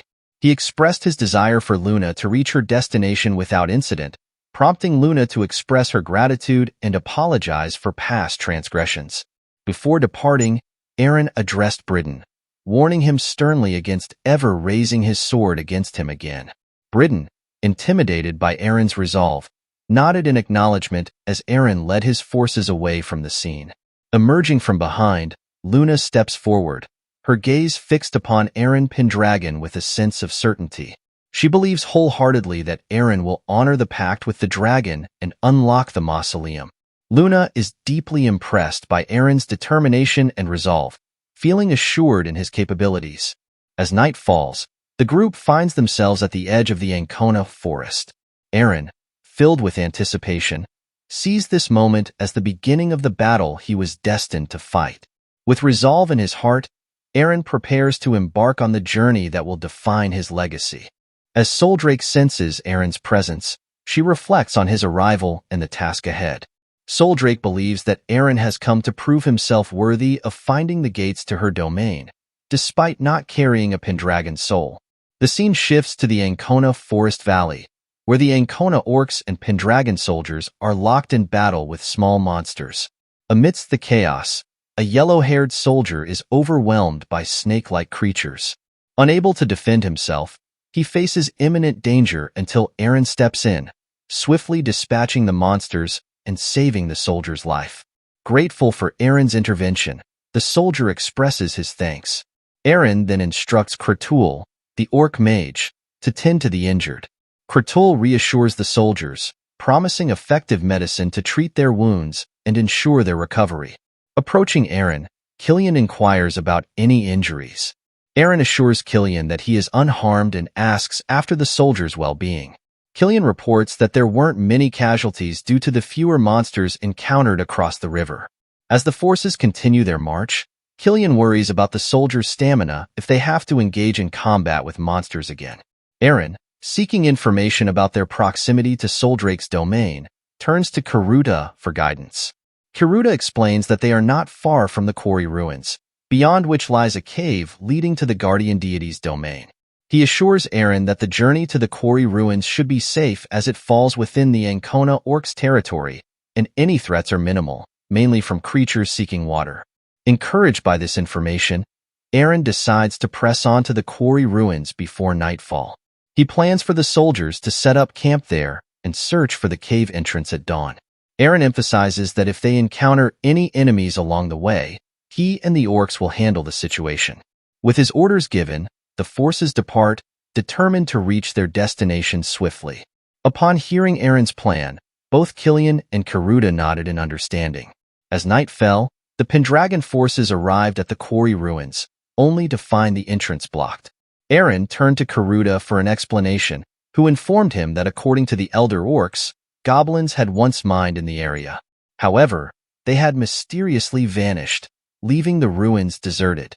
Seeking further information, Eren questioned Khazal about the fate of the goblins. Khazal, having not resided in the forest, admitted ignorance on the matter, remarking on goblins' propensity for theft rather than labor. Eren acknowledged the truth in Khazal's observation. With uncertainty looming, Killian sought Eren's guidance on their next course of action. Eren decided that, with nightfall upon them, it was best for the soldiers to remain at the ruins. He instructed 2 orcs to stand guard while Killian arranged for the soldiers to rest in tents. Killian agreed to Eren's plan, preparing to ensure the soldiers' comfort and safety for the night. Eren instructed Killian that both soldiers and orcs should take turns keeping watch. Killian agreed to relay the message to the others. As night fell, the camp settled into a restless slumber. An orc stood guard from a vantage point above, while a soldier kept watch near the tents. Suddenly, a yellow-haired soldier heard a noise and ventured into the forest to investigate. In an instant, he was ambushed and incapacitated by an unseen assailant lurking in the darkness. Meanwhile, inside his tent, Eren couldn't shake a sense of unease. He pondered the mysterious disappearance of the goblins in the area, wondering if they had been erased rather than simply vanishing. Outside, a dark figure cloaked in shadow stood atop a cliff, summoning dark forces. Sensing danger, Eren emerged from his tent just as a monstrous creature lunged at him. With lightning reflexes, Eren dodged the attack, ready to confront the threat head-on. As Eren processed the situation, he realized the unsettling truth behind the goblin's disappearance. Reacting swiftly, he unsheathed his sword and swiftly dispatched one of the wolf monsters. The noise of battle roused the soldiers, orcs, and Killian from their sleep, prompting them to emerge from their tents. Killian was astonished to find Eren single-handedly engaging the wolf monster. With a decisive strike, Eren defeated the creature, but Killian and Karudo approached him, seeking an explanation for the chaos. Their shock deepened as they beheld the skeletal remains of the goblins who had once mined in the area. Eren explained that the culprit behind this sinister manipulation of the dead was none other than a lich. Eren elucidated that only a lich, a powerful sorcerer capable of controlling the dead, could orchestrate such an act. He deduced that the lich had eliminated the goblins and enslaved their corpses to thwart Eren's efforts to open the mausoleum and forge a pact with the dragon. Realizing the dire situation they faced, Eren warned his forces that they were already surrounded. However, he cautioned against engaging the monsters directly. Instead, he urged them to focus their efforts on neutralizing the lich, recognizing that doing so would offer them the best chance of survival. With resolve in his voice, Eren declared that he would locate the sorcerer's true body and defeat it, emphasizing that until then, the orcs and soldiers must hold off the monsters. Upon receiving their orders, the soldiers and orcs charged into battle, engaging the horde of goblins. The orcs displayed remarkable prowess, swiftly dispatching multiple goblins with each strike. However, the sheer number of foes posed a daunting challenge. Observing the chaos, Killian reflected on the nobles who sought to obstruct the resurgence of Pendragon power. Despite their efforts, Killian vowed to thwart their schemes, spurred on by his faith in the transformed Eren. Killian admired the newfound determination of the young lord, recognizing Eren's unwavering commitment to his duty and the legacy of his predecessors. He believed that the current Eren possessed the strength and conviction to control the dragon and restore the Pendragon family to its former glory. With renewed optimism, Killian envisioned a future where the Pendragons reclaimed their rightful place of prominence. He resolved that his days of servitude and despair were over, confident that the Pendragons would rise again under Eren's leadership. As the proud knight of the White Dragon Duke, Killian stood resolute amidst the chaos. Goblins unleashed a barrage of arrows aimed at Eren, prompting him to realize the monsters were targeting his life. Determined to protect himself and continue his pursuit of the lich, Eren swiftly dispatched a snake monster with his sword and deflected the incoming arrows. Amidst the fray, Eren pondered the interconnectedness of the Pendragon house's downfall and the Valt house's exoneration. He speculated that those meddling with the Pendragons might hold clues to uncovering the truth. With unwavering resolve, Eren vowed to defy the wishes of the Raven and restore his family's power. He saw the interference as an opportunity to unearth the secrets surrounding the Valt house's honor. As Eren triumphed over a formidable adversary, he surveyed the battlefield and noted that the larger monsters had been vanquished, signaling a turning point in the battle. With determination burning in his eyes, Eren pressed forward, ready to confront whatever obstacles lay ahead in his quest to restore the Pendragon legacy. As Eren surveyed the battlefield, he grimly acknowledged that even with only the goblins remaining, the Pendragon forces stood little chance against their overwhelming numbers. The presence of a lich added another layer of peril to the situation. In an abrupt twist that left Eren reeling, a shadowy figure materialized behind him, a dark mage. Liches, those accursed sorcerers who had bartered away their souls for immortality, stood as defiance against the very laws of nature. Their malevolence rendered them prime targets, even in realms as tolerant of magic as this empire. Liches, driven by insatiable ambition, spared no extremity to fulfill their sinister desires. Thus, it came as an anomaly when the Empire tasked the Rakshasa unit with their eradication, a mission often fraught with heavy casualties. The scene then transitions to a haunting memory, where Raven and fellow soldiers were deployed to vanquish a lich. Without warning, comrades fell like leaves in a tempest, leaving Raven bewildered by the sudden carnage. As Raven's gaze fixated upon the motionless lich, a chilling realization dawned. The hand of sorcery was at play. Though tales of liches had only existed in myth, Raven's certainty solidified as the truth unraveled. The lich's most potent ally, invisible to mortal eyes, yet undeniably present, a wraith. Invisible to human eyes, these spirits wielded sickles of death.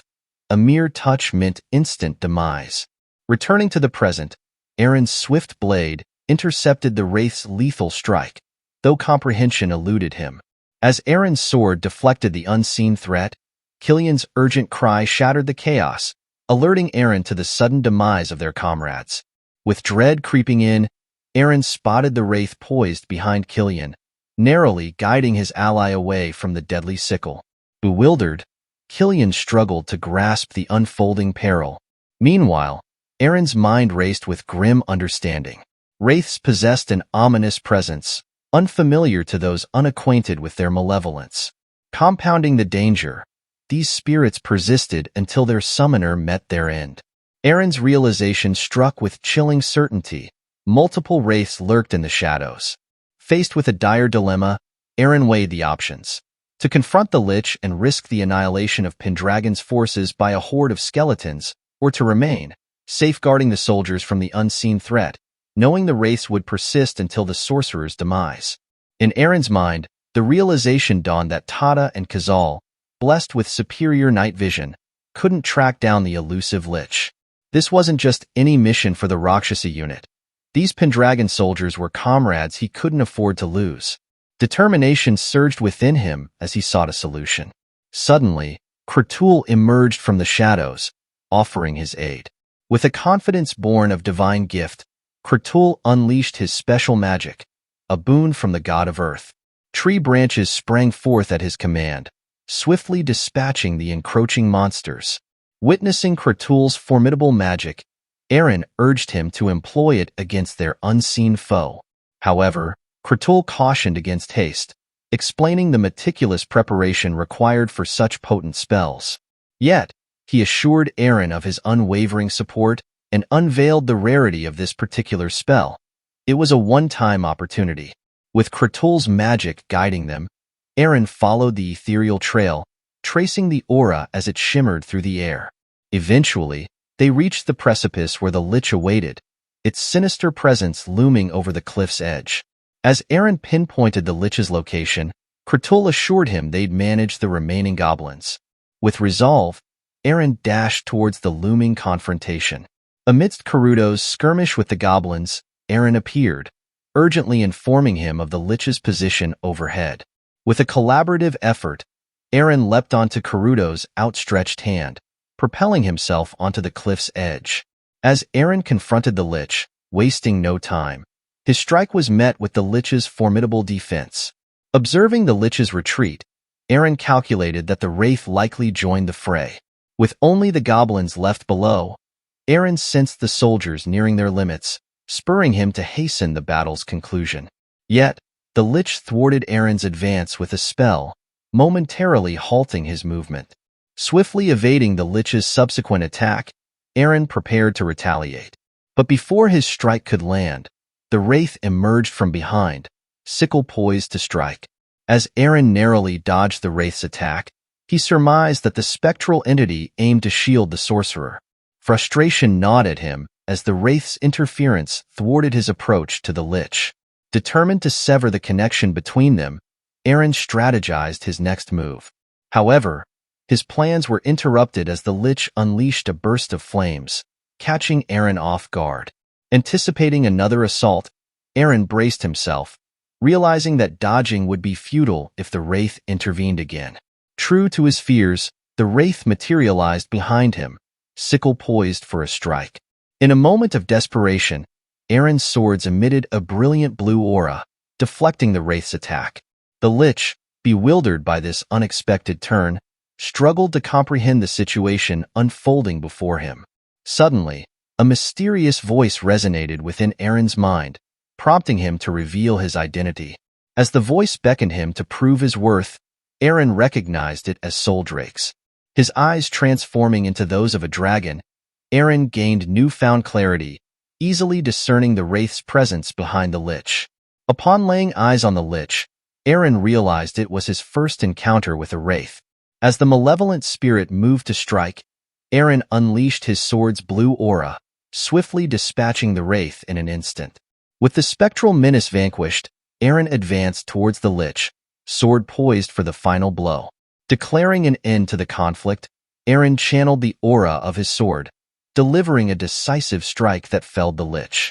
As the last remnants of the goblins ceased their movements, Kratul acknowledged Eren's triumph, recognizing him as the one who had defeated the Lich. The scene transitions to a few moments later, with Eren nestled in his tent, his sword clutched tightly in his hand as he sleeps. In the depths of his dreams, memories unfold before him. Visions of Raven, wrongfully branded a traitor, and the tragic downfall of the Raven family. Amidst the swirl of memories, glimpses of the Pendragon's previous incarnations flicker into view. Suddenly, Eren jolts awake, disoriented by the rush of recollections. Emerging from his tent, he encounters Kratul, who questions Eren's late-night vigil. Inquiring about Kratul's watch duty, Eren learns of the orc's dedication to safeguarding against potential threats, mindful of the dangers that lurk in the darkness. Reflecting on the recent battle, Eren remarks on the peculiar power of the Pendragon's cherished sword, Window's Scream, which had shielded him from the Wraith's lethal sickle with an otherworldly force. Speculating that the aura flames may be linked to Soldrake, the guardian deity of the forests, Eren muses on the mystical properties imbued within the sword. As Kratul listens intently, Eren elaborates on Soldrake's extraordinary abilities, including the legendary dragon's keen insight that transcends the ordinary. Yet, amidst this exchange, Eren grapples with the enigmatic connection between his true identity as Raven and the inexplicable convergence of his dreams with Eren's reality. Sensing Eren's troubled expression, Kratul queries if everything is all right. However, Eren's gaze towards Kratul is laced with anger, causing Kratul to recoil in fear and ask why Eren is looking at him that way. Swiftly composing himself, Eren offers a quick apology, attributing his demeanor to fatigue. Relieved but still concerned, Kratul advises Eren to get some rest. The following day dawns, and as Eren and his forces approach the cave, Karuto, Kratul, and Killian share a sense of foreboding emanating from its depths. Killian remarks on the unusual reaction of creatures with senses keener than humans, indicating that there's something significant within the cave. Eren, too, feels a sense of frustration as he reflects on the past and the looming presence of the mausoleum above the cave. Despite his uncertainties, Eren can't shake the feeling that Soldrake may be awaiting his arrival. Raven understands that he requires the power of the dragon to exact revenge for the Valt family's injustices. Additionally, Eren feels compelled to seek answers from the White Dragon regarding the events of the battleground and the peculiar reincarnation of Raven as Eren Pendragon. Eren is convinced that the White Dragon possesses crucial knowledge. With resolve in his heart, Eren commands his forces to venture into the cave, determined to uncover the truth. As Eren and his forces progress through the cave, Karuto leads the way with his keen senses, guiding them towards the mausoleum. Witnessing Karuto's impressive abilities, Killian is struck by amazement. Eren explains to Killian that orcs possess an acute sense of smell and can perceive subtle changes in airflow, making them ideal guides in such environments. Suddenly, Karuto halts their advance. Concerned, Eren inquires about the reason for the pause. Karuto reveals that he can sense the presence of spirits nearby. They look up to see ethereal beings swirling through the air. Ahead lies a waterfall, prompting Karuto to warn them about the potential presence of a water spirit. Eren questions Karuto about the danger posed by the water spirit. Karuto explains that while spirits are generally harmless, in this desolate cave where life is scarce, the rules may differ. He elaborates that spirits inhabiting such barren places often exhibit abnormal behavior, indicating potential danger. Upon hearing Karuto's assessment, Eren's mind races with possibilities. Killian queries Karuto about the necessity of passing through the waterfall. Karuto confirms that there are stairs concealed behind the cascade, likely leading to the cave's exit. Eren's attention is drawn to a glimmer within the waterfall, resembling a board. Karuto, too, is taken aback by this revelation. Suddenly, the water spirit materializes before Eren and the others, startling them.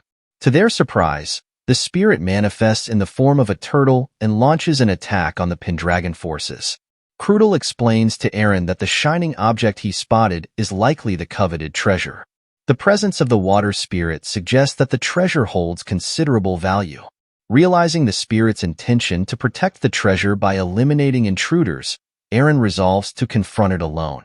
As the water spirit prepares to strike, ready to face the imminent danger, Eren steps forward, positioning his sword in front of him, and commands the water spirit to cease its aggression.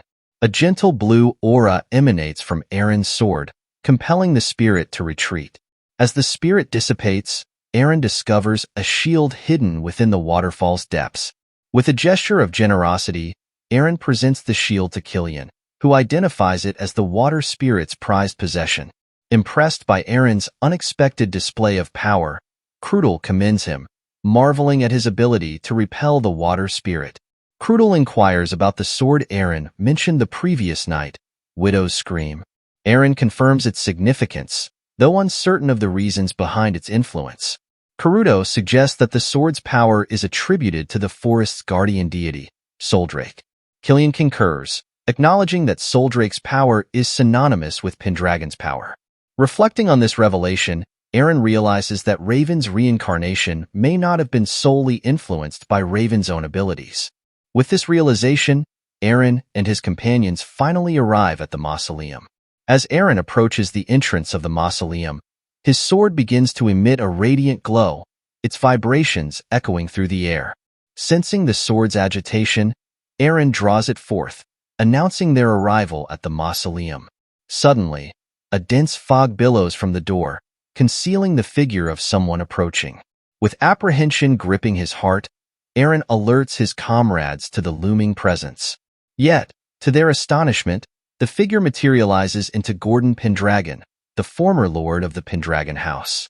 Killian stands frozen in disbelief at the unexpected apparition. Observing Gordon's translucent form, Eren ponders the surreal encounter, wondering how he knows the spectral figure's identity. It dawns on Eren that these recollections stem from the memories of his past self. Amidst the surreal moment, Soldrake descends from the sky, casting a spell of awe upon all who witness the majestic sight. Eren's heart races as the white dragon alights behind Gordon Pendragon. Soldrake's voice reverberates through the air, posing a probing question to Eren, leaving him stunned and speechless. As Killian and the orcs stand in stunned silence at the sight of Gordon Pendragon speaking, Eren's mind races with revelations. He recognizes the voice he just heard as the same one from his previous life as Raven, echoing a meeting in Pendragon's tent. Eren realizes that this voice belongs not to him nor to Gordon, but to Soldrake. The White Dragon is addressing him, not as Eren, but as someone else entirely. Soldrake's inquiry pierces the air once more, demanding to know Eren's true identity. With resolve, Eren declares his full name as Eren Pendragon. However, Soldrake descends closer, asserting that Eren cannot deceive the dragon's keen eyes. The question lingers in the air, pressing Eren for a response.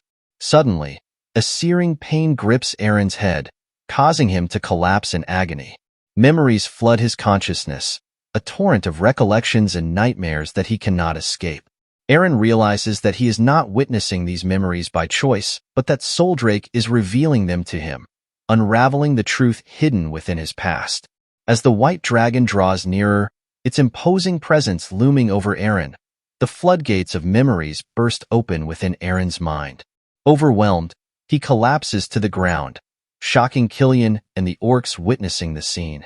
Just as Eren is on the brink of revealing his true identity to the dragon, a deluge of memories from his past life floods his consciousness. In the midst of this torrent of recollections, Eren suddenly awakens, his resolve firm. He declares to Soldrake that his true identity is none other than Eren Pendragon, heir to the Pendragon's ducal house.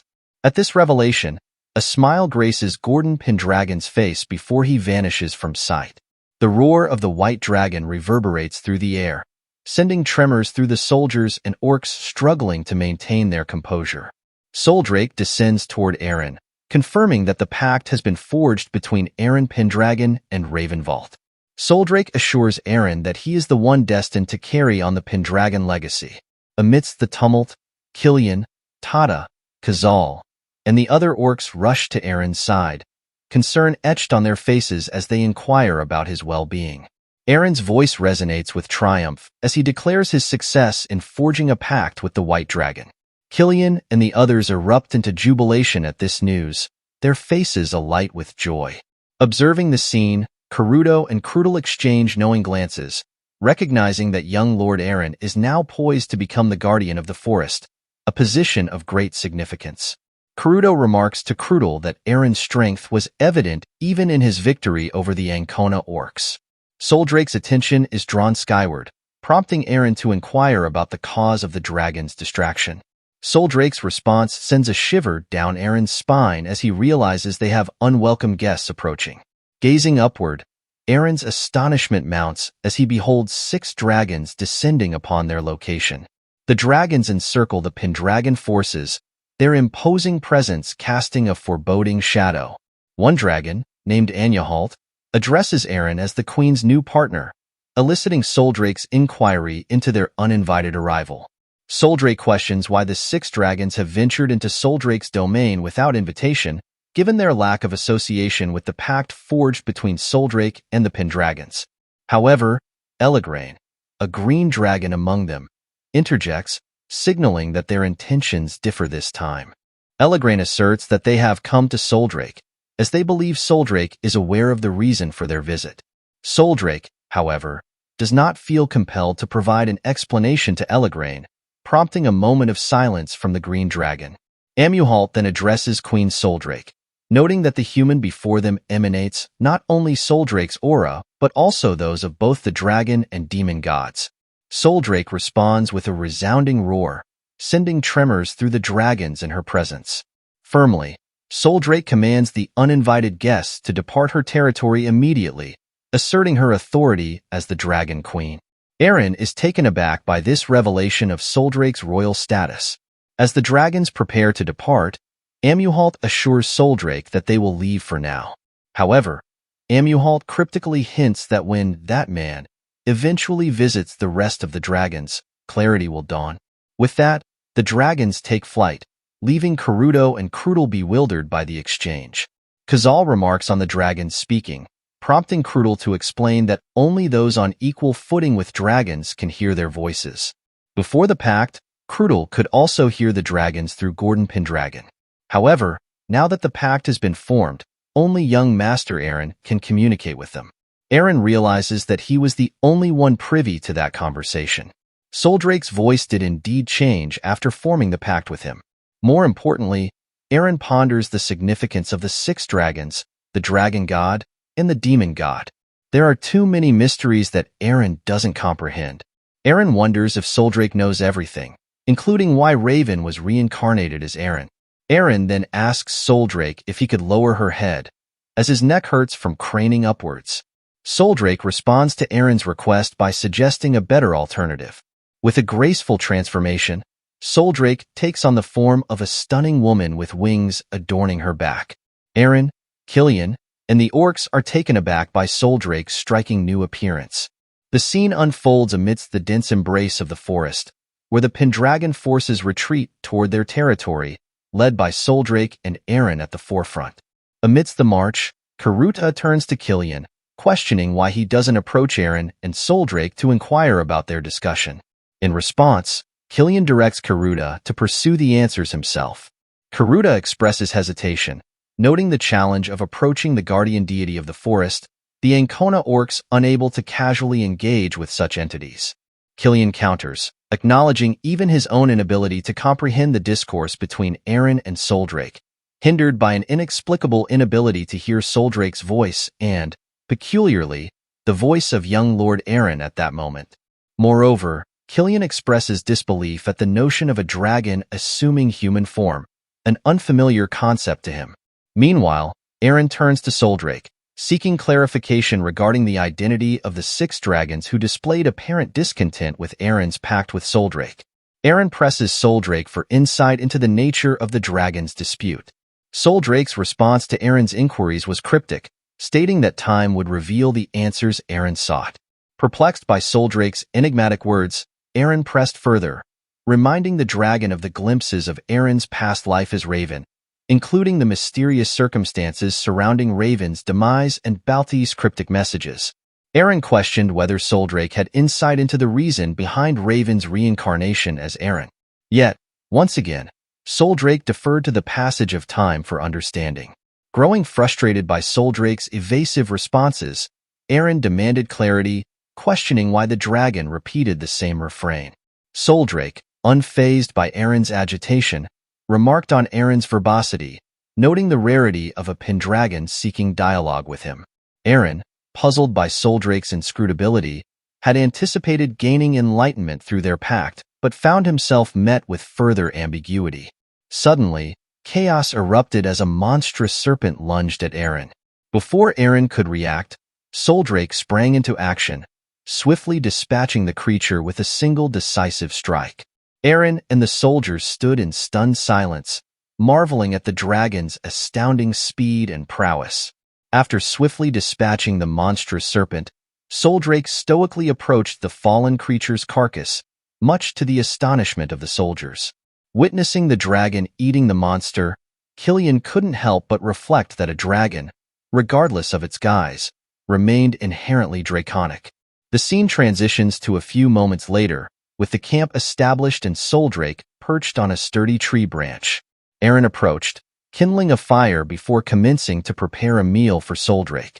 As Eren offered her culinary creation, Eren encouraged Soldrake to partake in the human experience of consuming cooked food.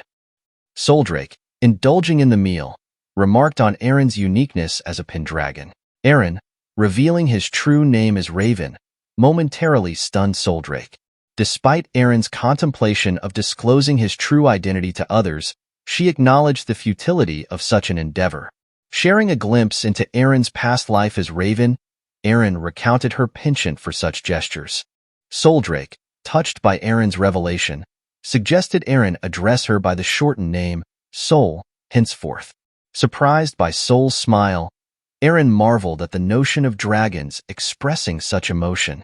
Eren's curiosity then turned to the enigmatic figures of the dragon god and the demon god, yet Sol deflected her inquiries, citing the wisdom of time. Frustrated by the dragon's continual deferral, Eren's patience wore thin. News spreads like wildfire through the Pendragon Palace that Eren has returned after forging a pact with the White Dragon. Selena and Irene beam with joy at the news, Selena's maternal pride evident as she revels in her son's accomplishment. Lindsay, her thoughts filled with concern since bidding Eren farewell at the Bellant Gate, now finds solace in his safe return. Eren and his forces arrive at the Pendragon territory, greeted by jubilant crowds. Among the throng, Irene, Selena, and the ever-stoic butler Lindsay observe with surprise as Eren's contingent includes orcs, goblins, harpies, and a winged girl. Eren's proclamation rings out, declaring the White Dragon once more allied with the Pendragon, leaving everyone in stunned disbelief. As the White Dragon, Soul, transforms before their eyes, the palace erupts into astonished murmurs. The scene shifts to the grandeur of the palace halls, where festivities ensue in honor of Eren's return with the White Dragon. Lindsay confides in Irene, expressing awe at her first experience of such lavish celebration within the castle walls. Irene leaned in to share with Lindsay the reason behind the extravagant festivities, a celebration to honor the newly formed pact between Eren and the White Dragon. She explained that lords from neighboring lands and affluent merchants had gathered to partake in the revelry. Curiosity piqued, Lindsay scanned the room for young Lord Eren, puzzled by his absence. Meanwhile, the scene shifted to Eren, engaged in conversation with Soul. Eren inquired why Soul had chosen not to attend the feast. Soul replied that she had conversed enough with her pact partner, whether it be Eren or Raven. Eren countered, reminding Soul of her reticence in sharing information. Soul explained that, as the heir to the Pendragon, Eren would be occupied with hosting duties. Eren conceded, acknowledging the myriad responsibilities that awaited him. Eren marveled at Soul's understanding of human society, prompting Soul to reveal her lengthy tenure with the Pendragon household. She added that the notion of a dragon attending a feast had never been entertained. Eren, intrigued, questioned why not, considering Soul's ability to assume human form. Soul's gaze bore into Eren, her words carrying an unexpected weight as she remarked on his uniqueness among the Pendragons of yore. With that, she soared into the sky, leaving Eren bewildered by her cryptic words. In the wake of Soul's departure, a flurry of noblewomen descended upon Eren, eager to hear the tale of his pact with the dragon. Eren found himself overwhelmed by their sudden attention, his astonishment growing as the women began to quarrel amongst themselves. From the sidelines, Lindsay observed Eren's predicament, noting with a mixture of amusement and concern the chaos unfolding around him. As Eren extricated himself from the fracas, he couldn't help but feel disdain for the bickering nobles, deeming them all foolish. Turning away from the commotion, Eren's gaze fell upon Mia, engrossed in play with the orcs, Khazal, and Tata. A smile tugged at his lips as he approached them, eager to join in their merriment. Lindsay, witnessing Eren's genuine joy, felt a warmth spread within her as she watched him revel in the simple pleasures of camaraderie. Later that night, Lindsay guided Eren to Lady Selena's chambers, where she awaited him. Expressing her delight at seeing Eren's happiness, Lindsay confessed that it had been too long since she had witnessed such genuine joy. Eren turned to Lindsay with a furrowed brow, questioning why his mother wished to see him at such a late hour.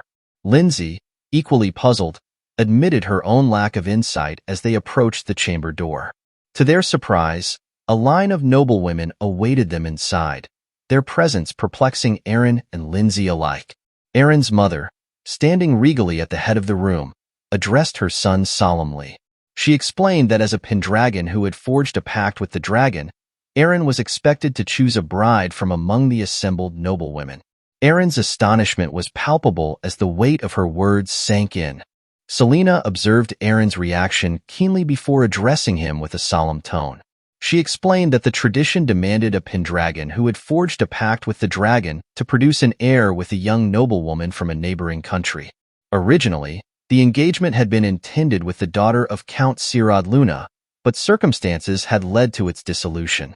Irene chimed in, informing her brother that the assembled ladies were from families of equal renown to Sirad's. As the noblewomen descended into another bout of squabbling over who would be chosen as Eren's bride, Eren turned to his mother with a question. Did he have to make his decision here and now? Selena confirmed that it was indeed tradition. Yet, Eren stunned everyone by declaring Lindsay as his chosen bride. The room fell into a shocked silence at his unexpected proclamation. Selena, taken aback, clarified the true purpose of the tradition, to ensure the prosperity of the Pendragon family. Eren acknowledged this, but countered that the noblewomen had gathered to celebrate his pact with the dragon. With a determined gaze, Eren continued, asserting that individuals like Lindsay, who had proven their loyalty and dedication to the Pendragon family during times of crisis, would indeed become the true strength of the Pendragon lineage when faced with pivotal moments that would shape their fate. He turned to his mother, reminding her of Lindsay's unwavering care during his 3-year unconsciousness, a gesture that caused Lindsay to blush with embarrassment. However, the noblewomen interjected, dismissing Lindsay's significance due to her station as a maid.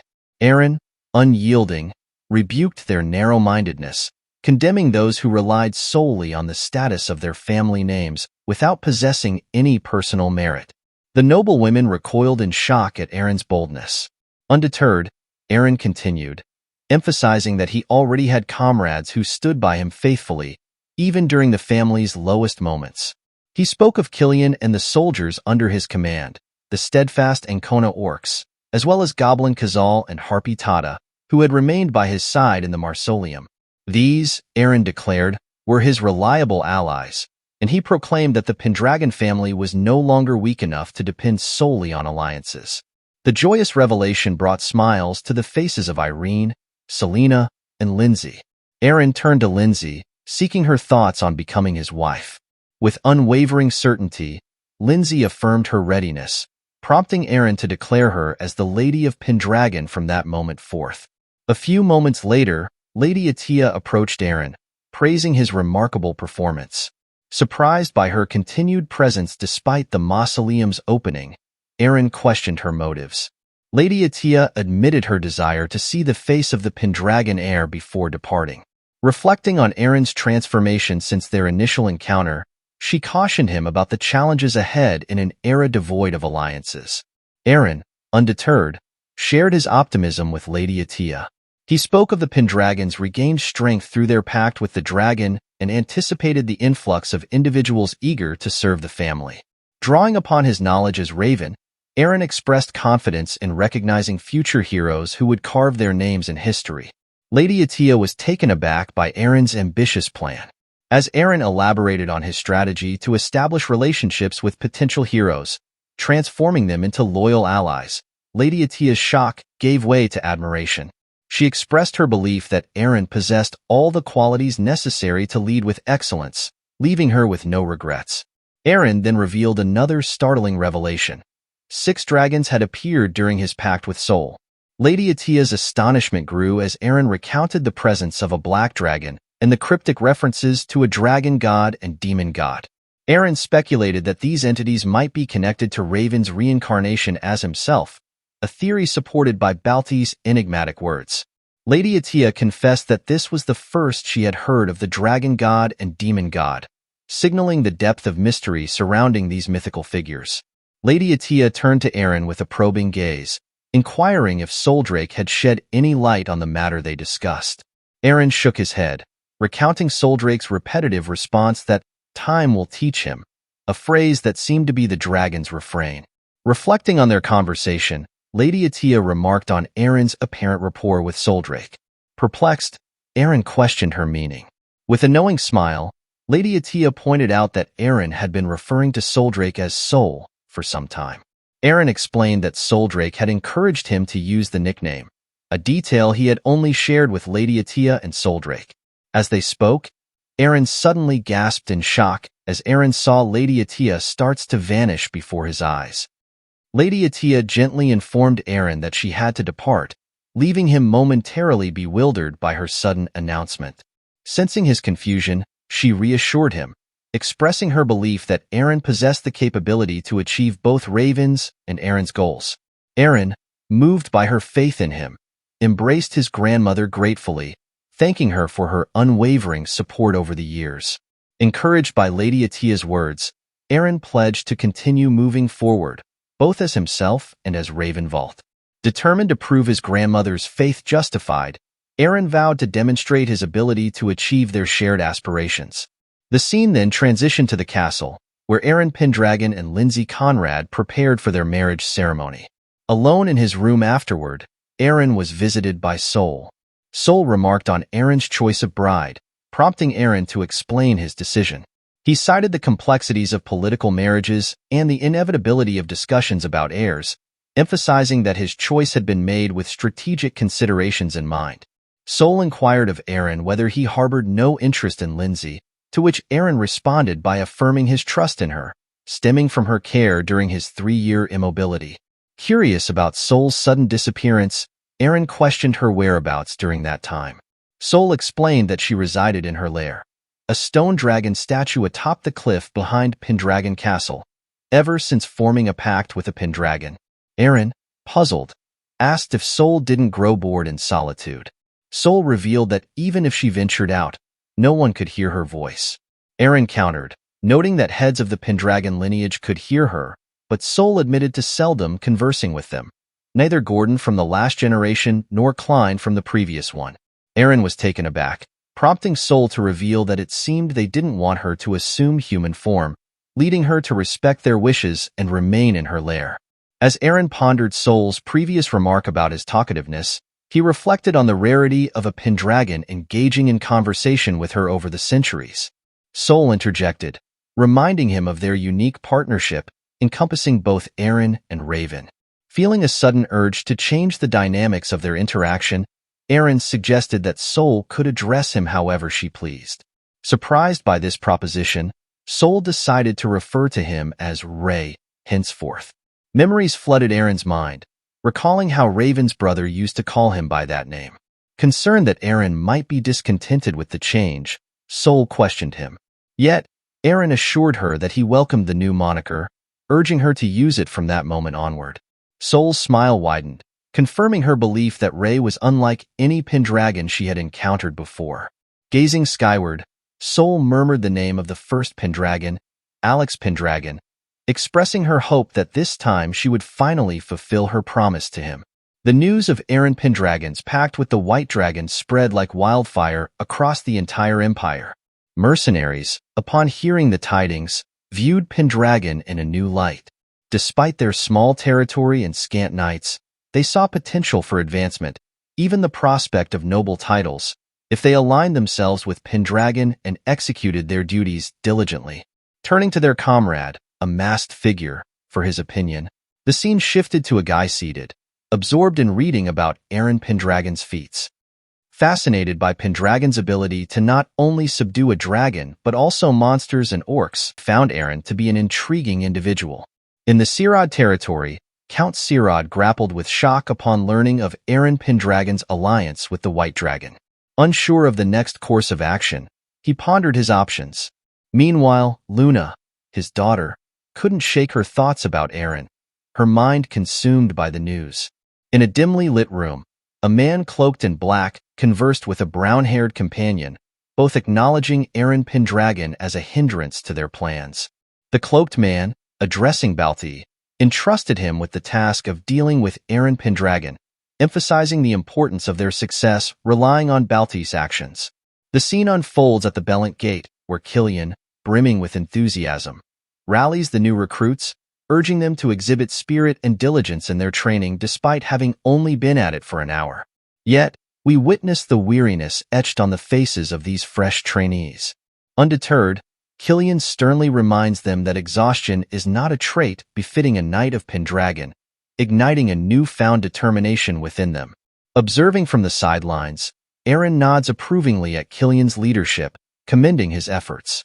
Eager to gauge the progress of the recruits, Eren engages Killian in conversation. Killian, with a hint of disappointment, shares his observation that many aspiring knights nowadays are more talk than action. In response, Eren offers reassurance, acknowledging the inevitable adjustment period when recruiting in bulk. He emphasizes Killian's pivotal role in molding these recruits, bestowing upon him the title of commander, a moment that visibly stirs Killian's passion. Embracing his newfound designation, Killian pivots towards the soldiers, urging them to strive for excellence. As Eren observes the scene unfolding before him, a contemplative air envelopes his thoughts. He reflects on the recent events, noting a singular enthusiasm amidst the gathering of new recruits, each harboring aspirations for the coveted knighthood. His mind wanders to the cryptic words of the 6 dragons regarding the dragon god and the demon god, a reminder of the looming uncertainty that hangs over them, despite the absence of immediate threats.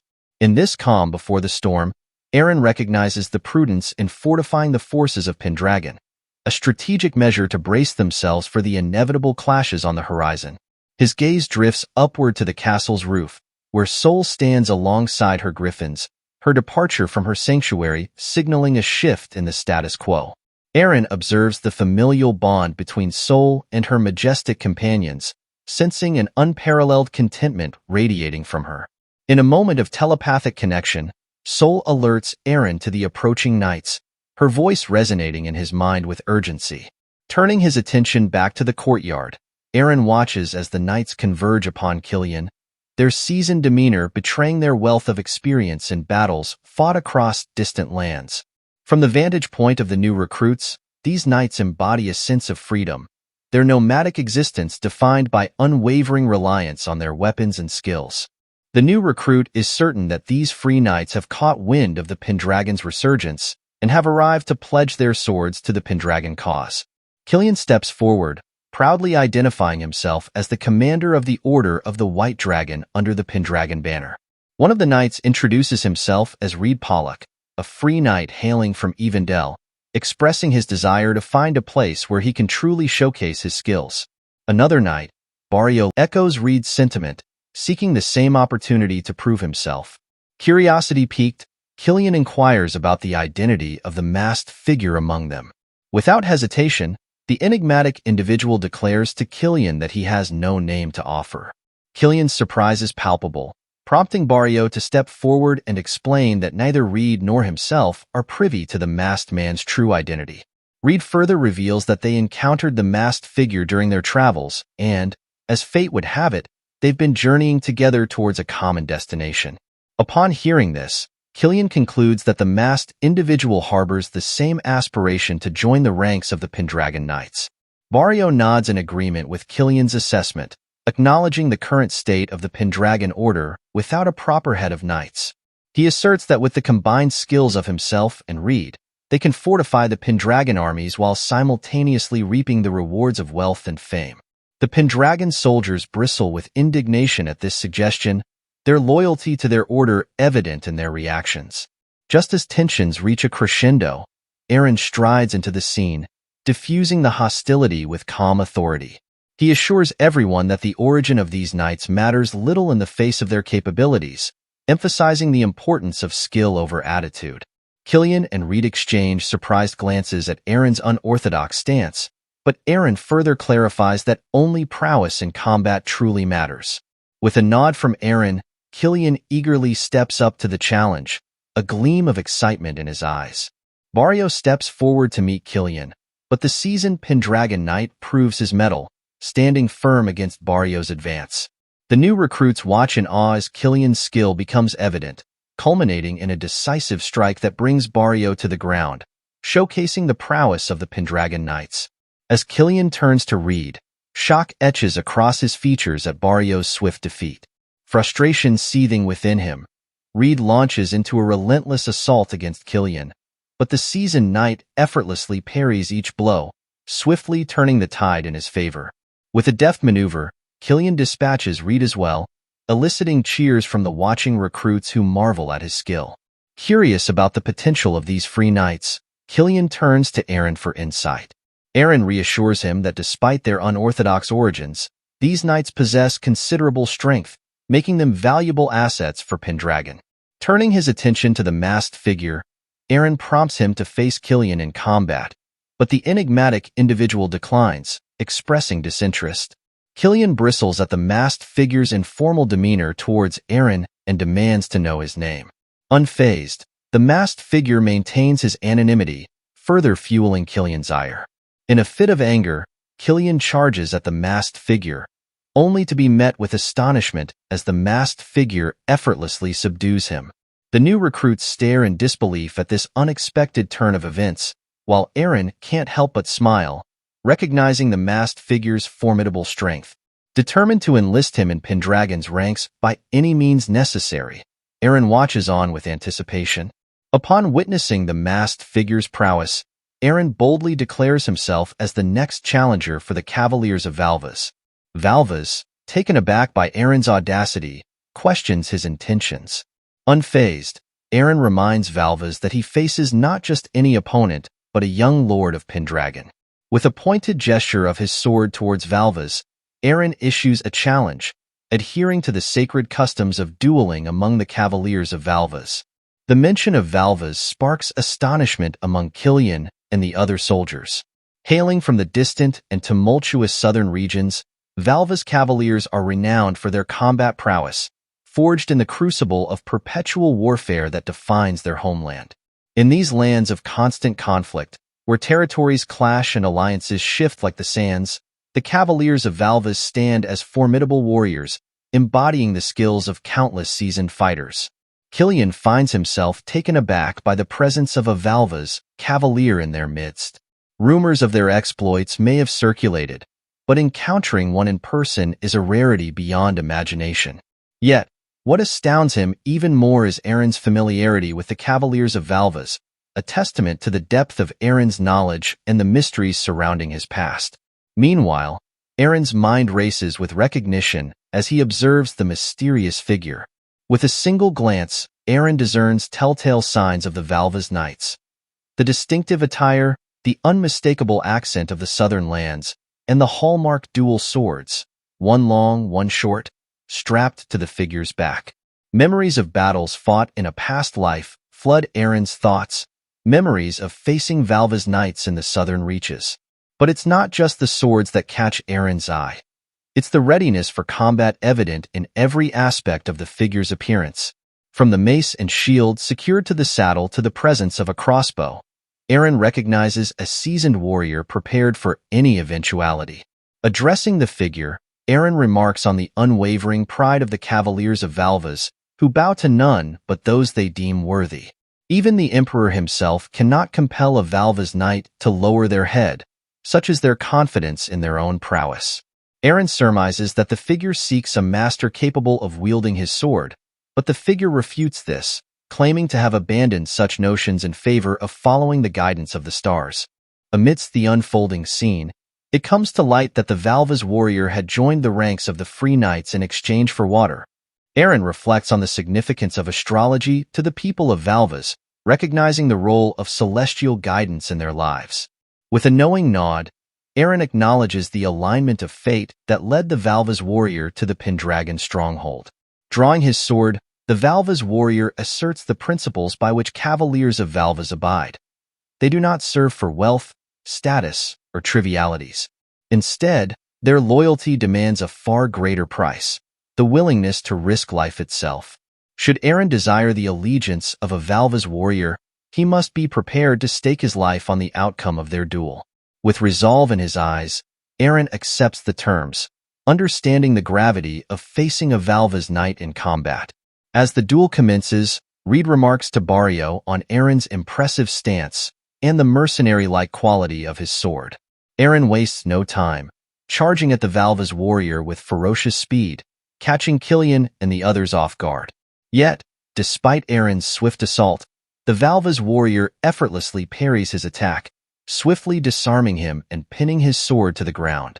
In a swift and fluid exchange of blows, the Valvas warrior unleashes his second sword, aiming a strike at Eren. With remarkable agility, Eren evades the attack, countering with a swift thrust of his own. However, the Valvas warrior proves equally adept, deftly sidestepping Eren's assault with a mere graze, leaving a cut on Eren's cheek in return. As their swords clash in a symphony of steel, they momentarily break apart, sizing each other up. The shock on Killian and the others' faces is palpable as they witness the intensity of the duel. Eren, breathing heavily, confesses his disbelief at missing his usual trump card, a tactic that typically proves effective against dual-wielding opponents like the Valvas warrior. He recounts how, in a moment of imbalance caused by the Valvas warrior's smaller sword, he had seized the opportunity to launch a spinning cut, only to find himself swiftly countered by the Valvas warrior's relentless assault aimed at his head. Acknowledging the Valvas warrior's formidable strength, Eren is met with a probing question about his true identity. The Valva's warrior finds it difficult to believe that Eren could be the son of a mere noble. In response, Eren reveals a surprising truth.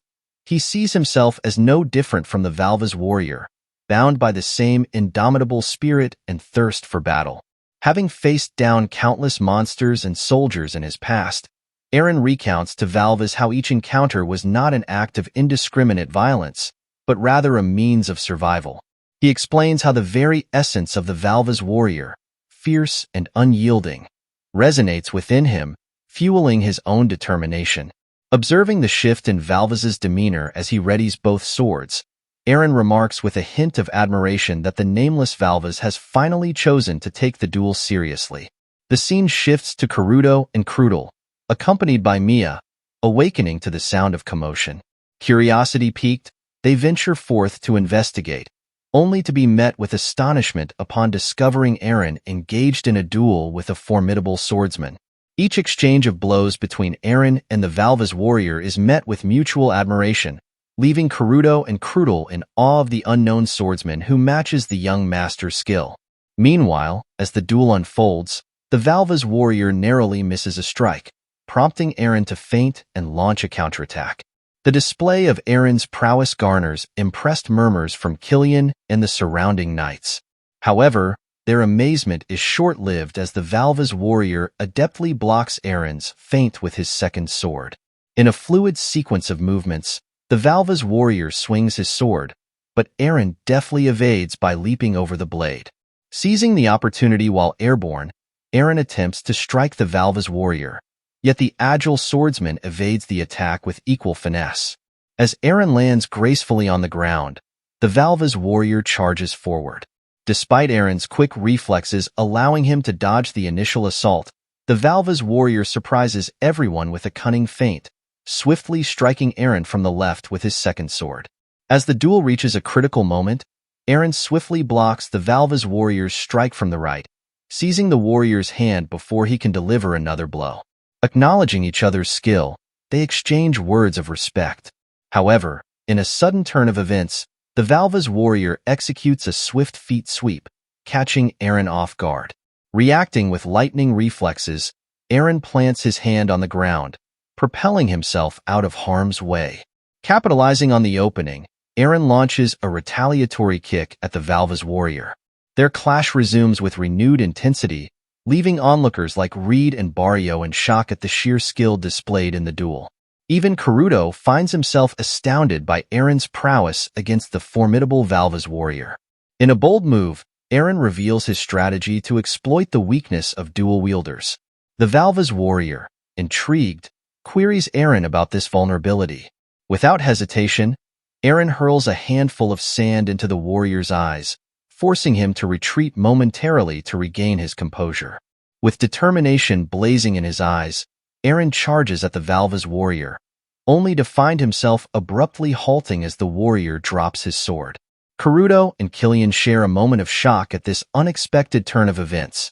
Without missing a beat, the Valva's warrior moves to strike at Eren with his right arm, but before the blow can connect, Eren deftly positions his sword near the warrior's neck, effectively ending the duel. The sight leaves Killian and the surrounding onlookers stunned. Acknowledging the Valva's warrior's formidable skill, Eren expresses his admiration for the Cavaliers of Valvas and credits his victory to the aid of his cherished sword. He admits that without it, the outcome may have been different. In a display of humility, the Valva's warrior bows before Eren, conceding defeat. With a sense of reverence, he reveals his name to be Elkanisla, pledging to serve as Eren's sword and vanquish his adversaries. The gathered crowd erupts into cheers for Eren's triumph. Meanwhile, Eren is taken aback by the revelation of Elkin's name. The new recruit soldiers turn to Killian with curiosity, inquiring if Elkanisla is a renowned knight. To their surprise, Killian and the other free knights admit that they've never heard of him before. Killian wonders if young Lord Eren is familiar with this mysterious knight. Meanwhile, Eren is shocked by the revelation. Elkanisla, known as the Stormbringer, was a legendary figure in Eren's previous life, a formidable cavalier of Valvas whose exploits earned him widespread recognition. Serving under the Duchy of Erangis, Isla fought in numerous battles, carving out a name for himself as one of the Empire's most distinguished warriors. However, in the current timeline, Isla's fame has yet to reach its zenith, leaving him poised to become a hero of renown in the future. Seizing the moment, Eren takes a seat before Isla, surprising Killian and the others with his boldness.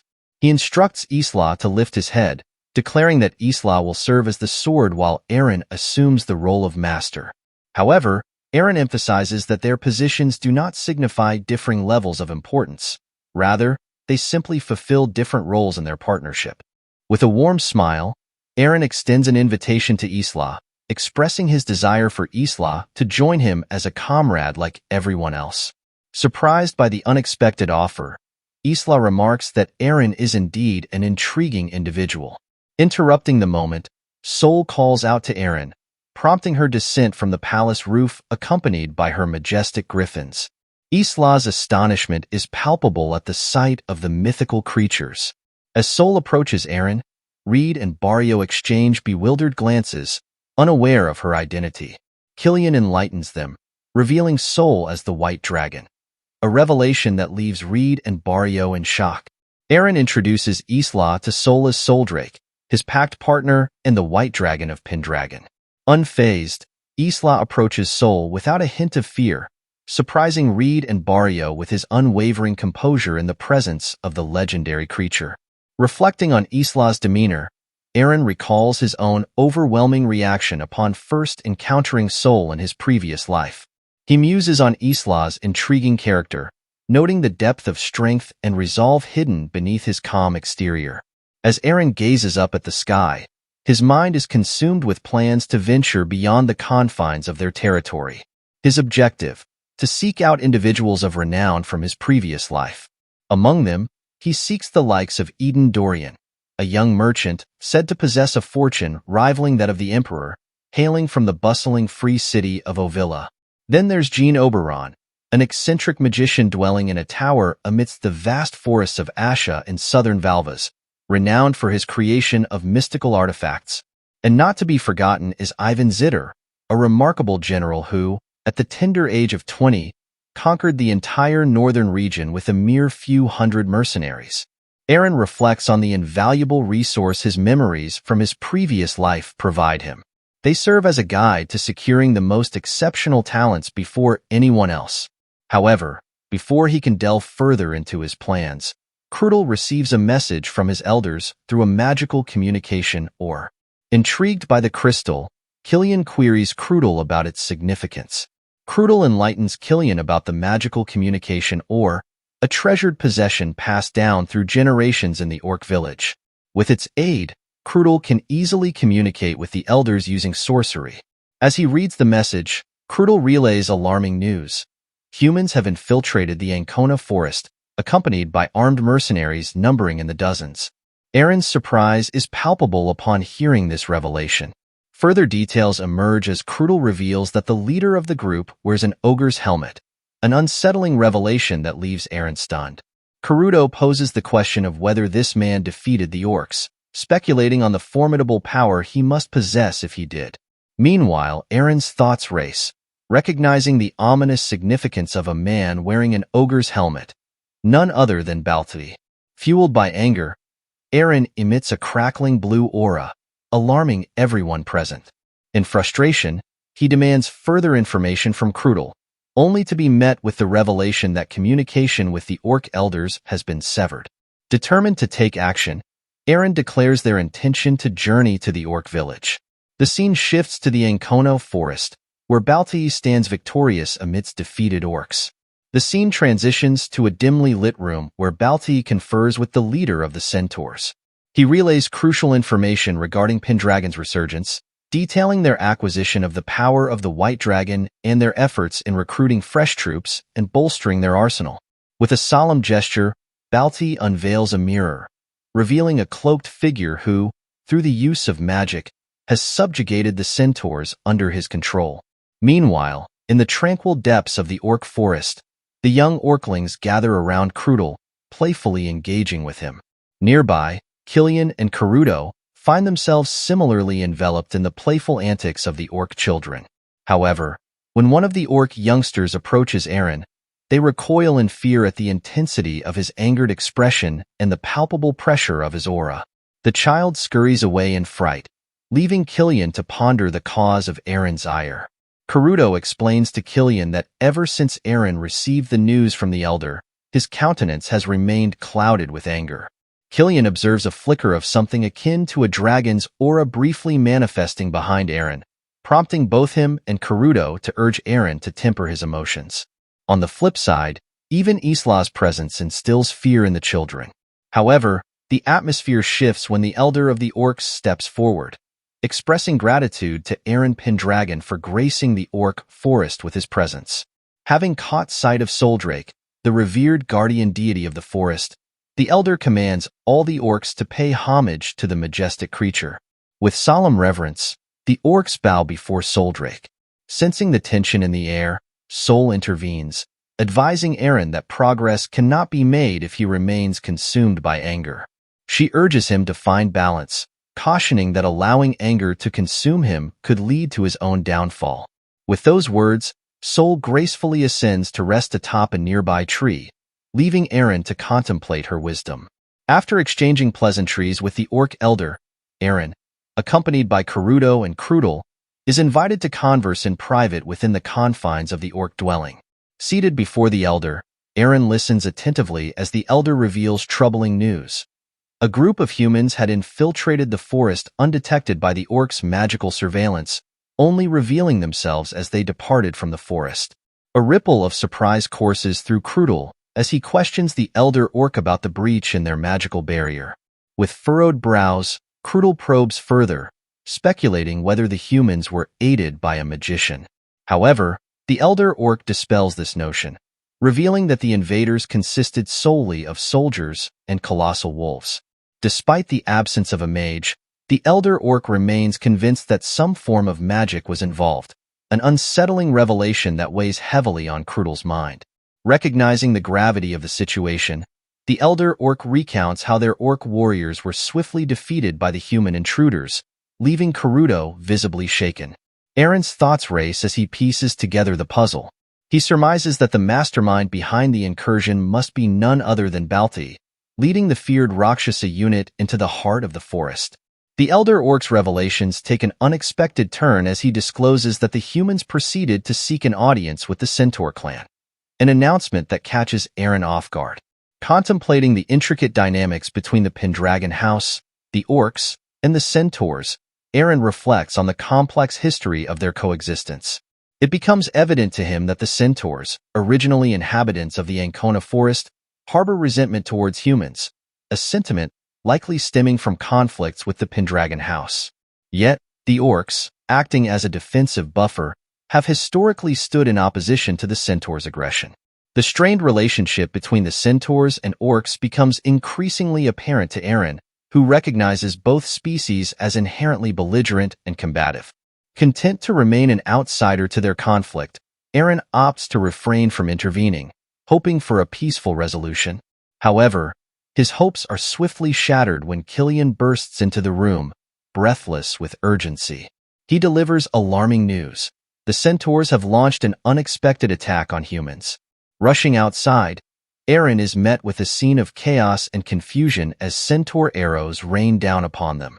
In a swift display of reflexes, Eren catches an arrow mid-air, only to find the unmistakable crest of the Empire emblazoned upon it. Shock courses through him, mingled with a rising tide of anger as he realizes the centaurs have allied themselves with the Empire. His dragon's aura ignites once more, a manifestation of his fury and determination.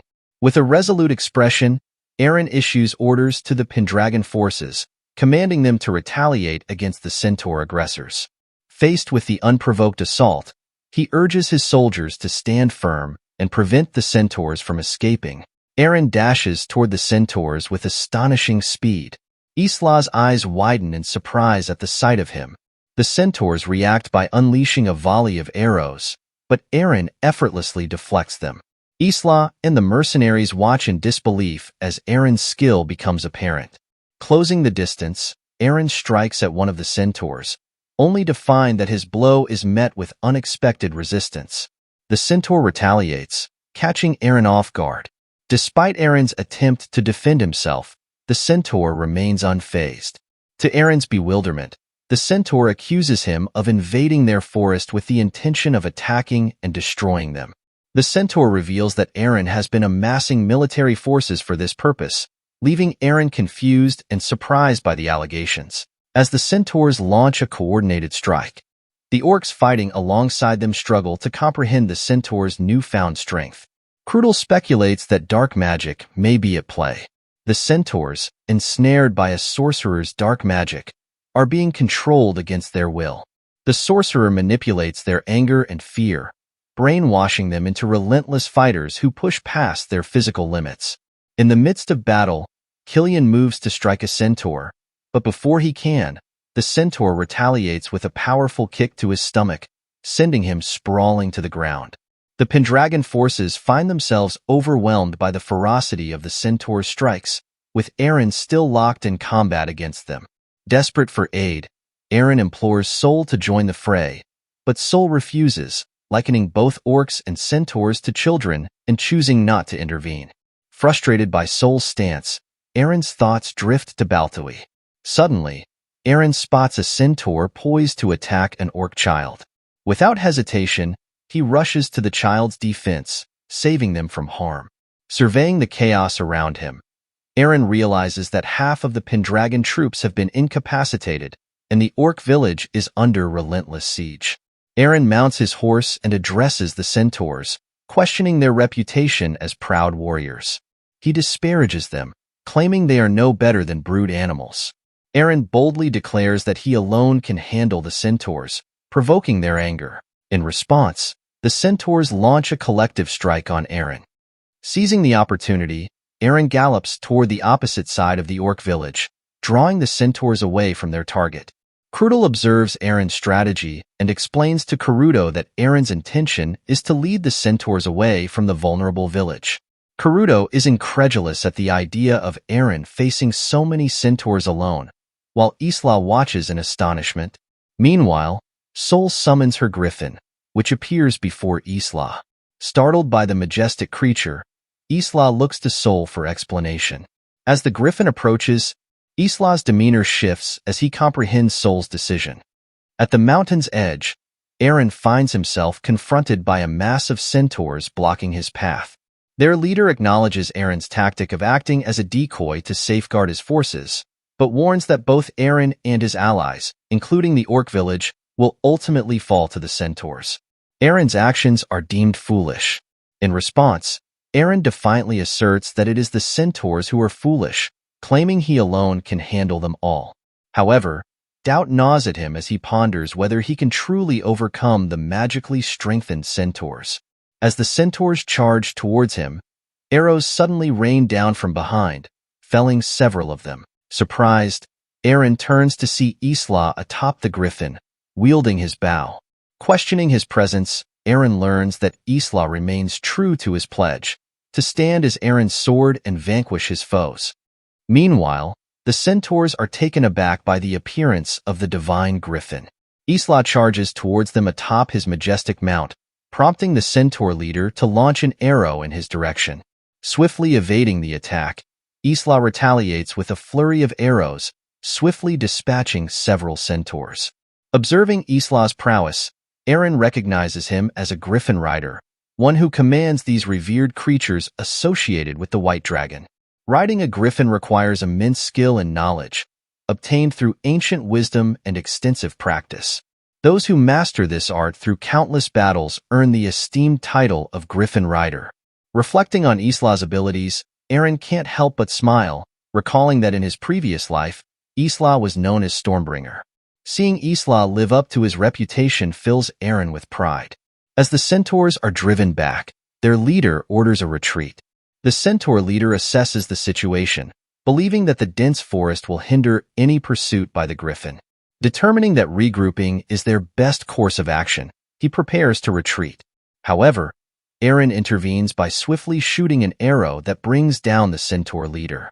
Approaching the fallen leader, Eren utilizes his shield to heal the centaur's wounds and break the hold of sorcery upon him. As the centaur leader regains his senses, he is astonished by Eren's unexpected act of kindness.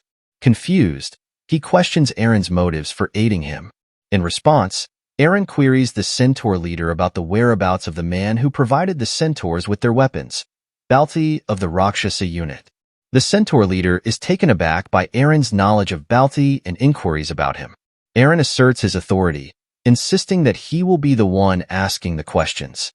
Reluctantly, the centaur leader reveals that Valt appeared in the forest and proposed an alliance with the centaurs.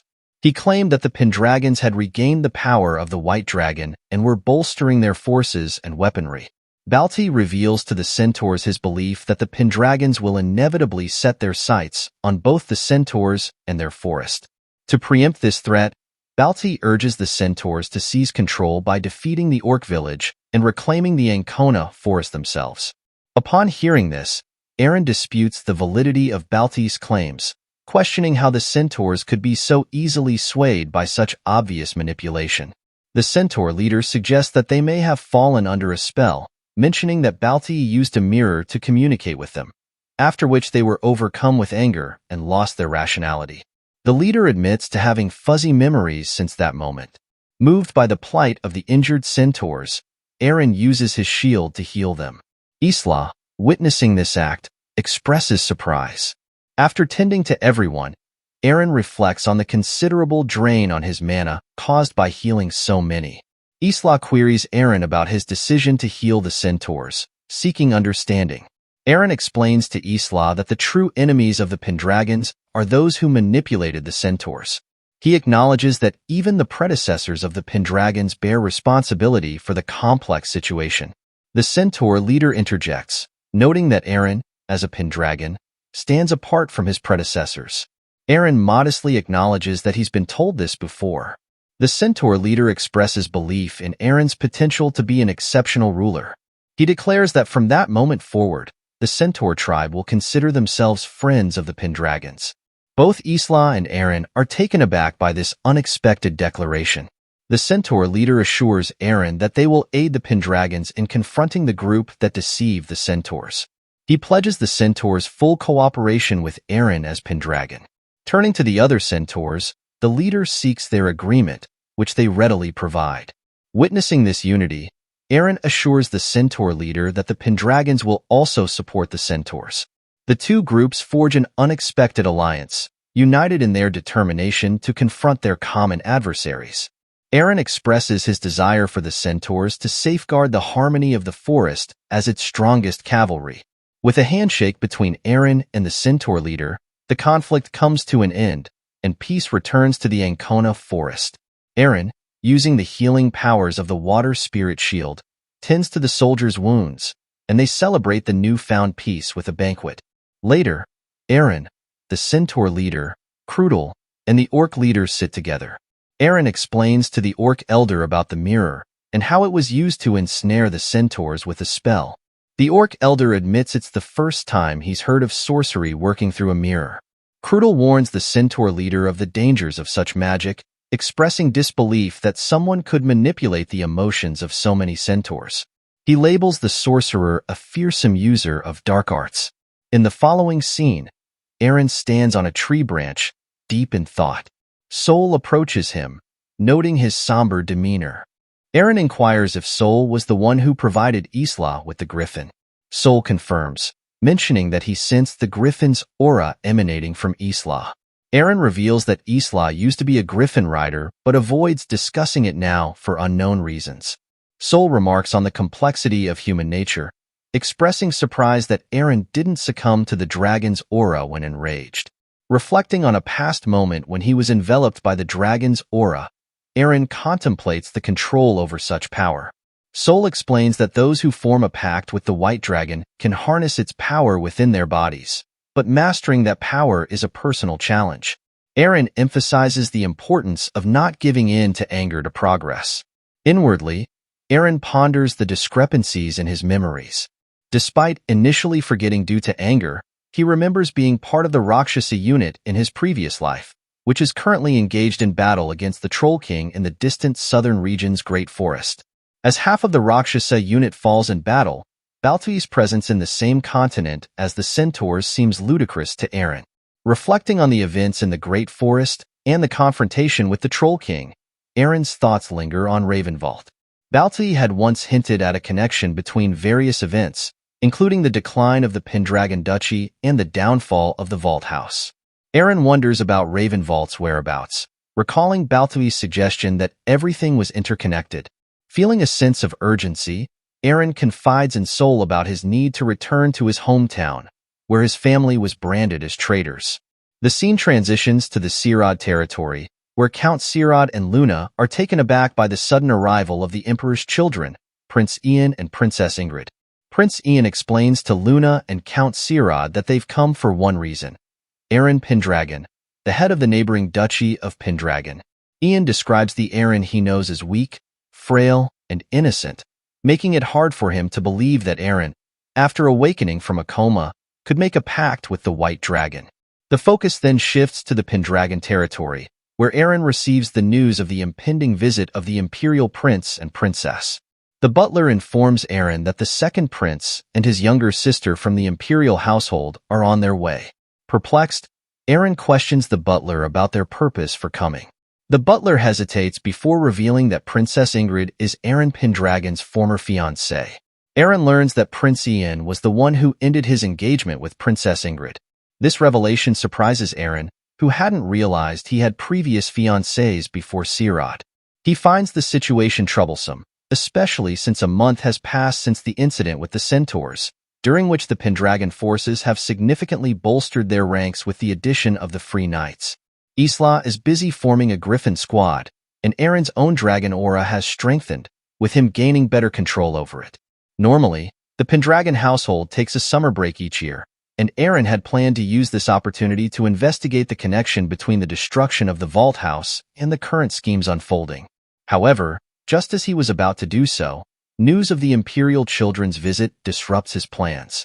Eren queries his butler about the reason for their visit, suspecting it may be related to marriage.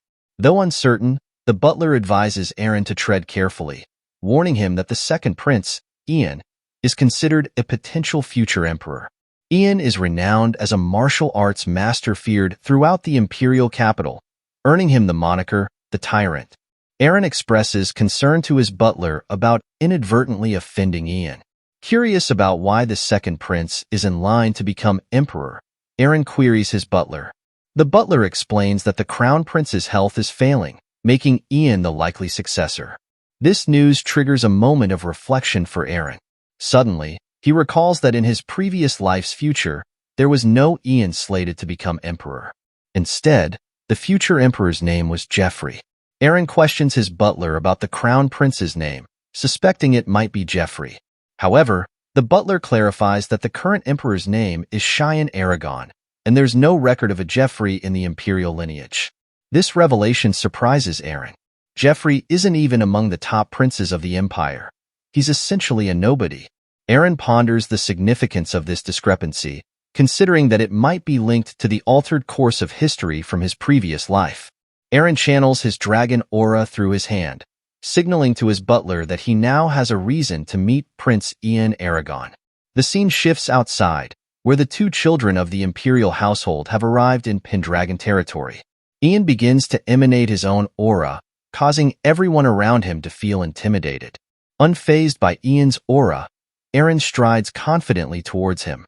Ian, noticing Eren's approach, remarks on Eren's seemingly lofty demeanor.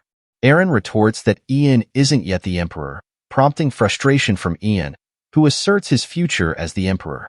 In response, Eren calmly assures Ian that his ascension to the throne won't come to fruition. Ian is taken aback by this statement. Without hesitation, Eren begins to emanate his own dragon aura, signaling his resolve. Surprised, Eren realizes that only those with the bloodline of the first emperor can withstand Ian's aura of supreme authority. Ian, equally astonished, can't comprehend how Eren is able to resist his overwhelming aura. He deduces that Eren must possess the aura of the White Dragon. As tension mounts, Princess Ingrid intervenes, accompanied by Luna, urging her brother to cease his display of power. She doesn't want Ian to cause unnecessary trouble. Eren notes Ingrid's presence and wonders why Luna Sirad is with them. Princess Ingrid introduces herself to Eren, explaining that they were betrothed since birth and had never met in person before. However, she breaks into laughter suddenly, remarking on Luna's description of Eren as incredibly strong and handsome. Eren is taken aback by her words. Ian warns Ingrid against getting too familiar with Eren, but she ignores his caution, inviting Eren to accompany her on a tour of the castle. As Eren walks alongside Ingrid, he contemplates the unusual turn of events.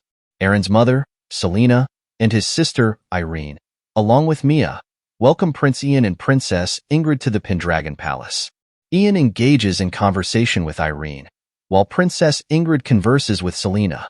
However, when Irene catches sight of her brother Eren, she rushes over to him, praising his radiant appearance. Ian is shocked to be ignored, and his frustration manifests in the form of his aura. Mia, frightened by Ian's aura, seeks refuge with Isla. Ian, perturbed by Isla's lack of recognition, questions him about his identity. Isla, unperturbed, refuses to provide a name. This refusal frustrates Ian, who perceives Isla's stubbornness as characteristic of knights from the southern region of Valvas. Ian challenges Isla to a duel, but Princess Ingrid intervenes, chastising Ian for causing trouble once again. She warns him that if he causes trouble a second time, she won't speak to him for a year. Ian couldn't ignore his sister's admonition. Soldiers from Sirad observe the situation, astonished that the tyrant Ian, who is feared in the imperial capital, seems to have lost control since coming to Pendragon territory. They marvel at the prowess of Pendragon. Ian requests a private conversation with Eren, indicating he has something important to discuss.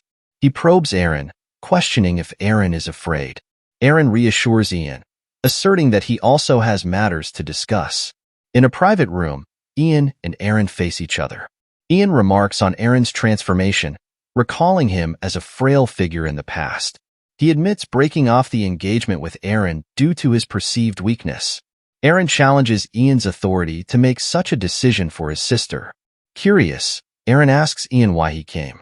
He questions whether Ian intends to rekindle the engagement. Ian flatly denies the possibility, stating there's no way his sister would be engaged to Eren Pendragon. Ian confronts Eren, expressing his disillusionment with the loyalty of Eren Pendragon and the Valvas Knight to the imperial family. He questions Eren's intentions. In response, Eren asserts that Pendragon does not stand in anyone's shadow and has responsibilities to fulfill. Suddenly, Ian attempts to strike Eren, but Eren reacts quickly, throwing water at Ian and elbowing him. Despite the blow, Ian remains resilient, seizing Eren's arm and slamming him onto a table. Eren counters by locking Ian's arm before the impact. As they both assess the situation, Eren notices a knife near Ian's hand and decides to step back. Surprised by Eren's retreat, Ian questions his motives.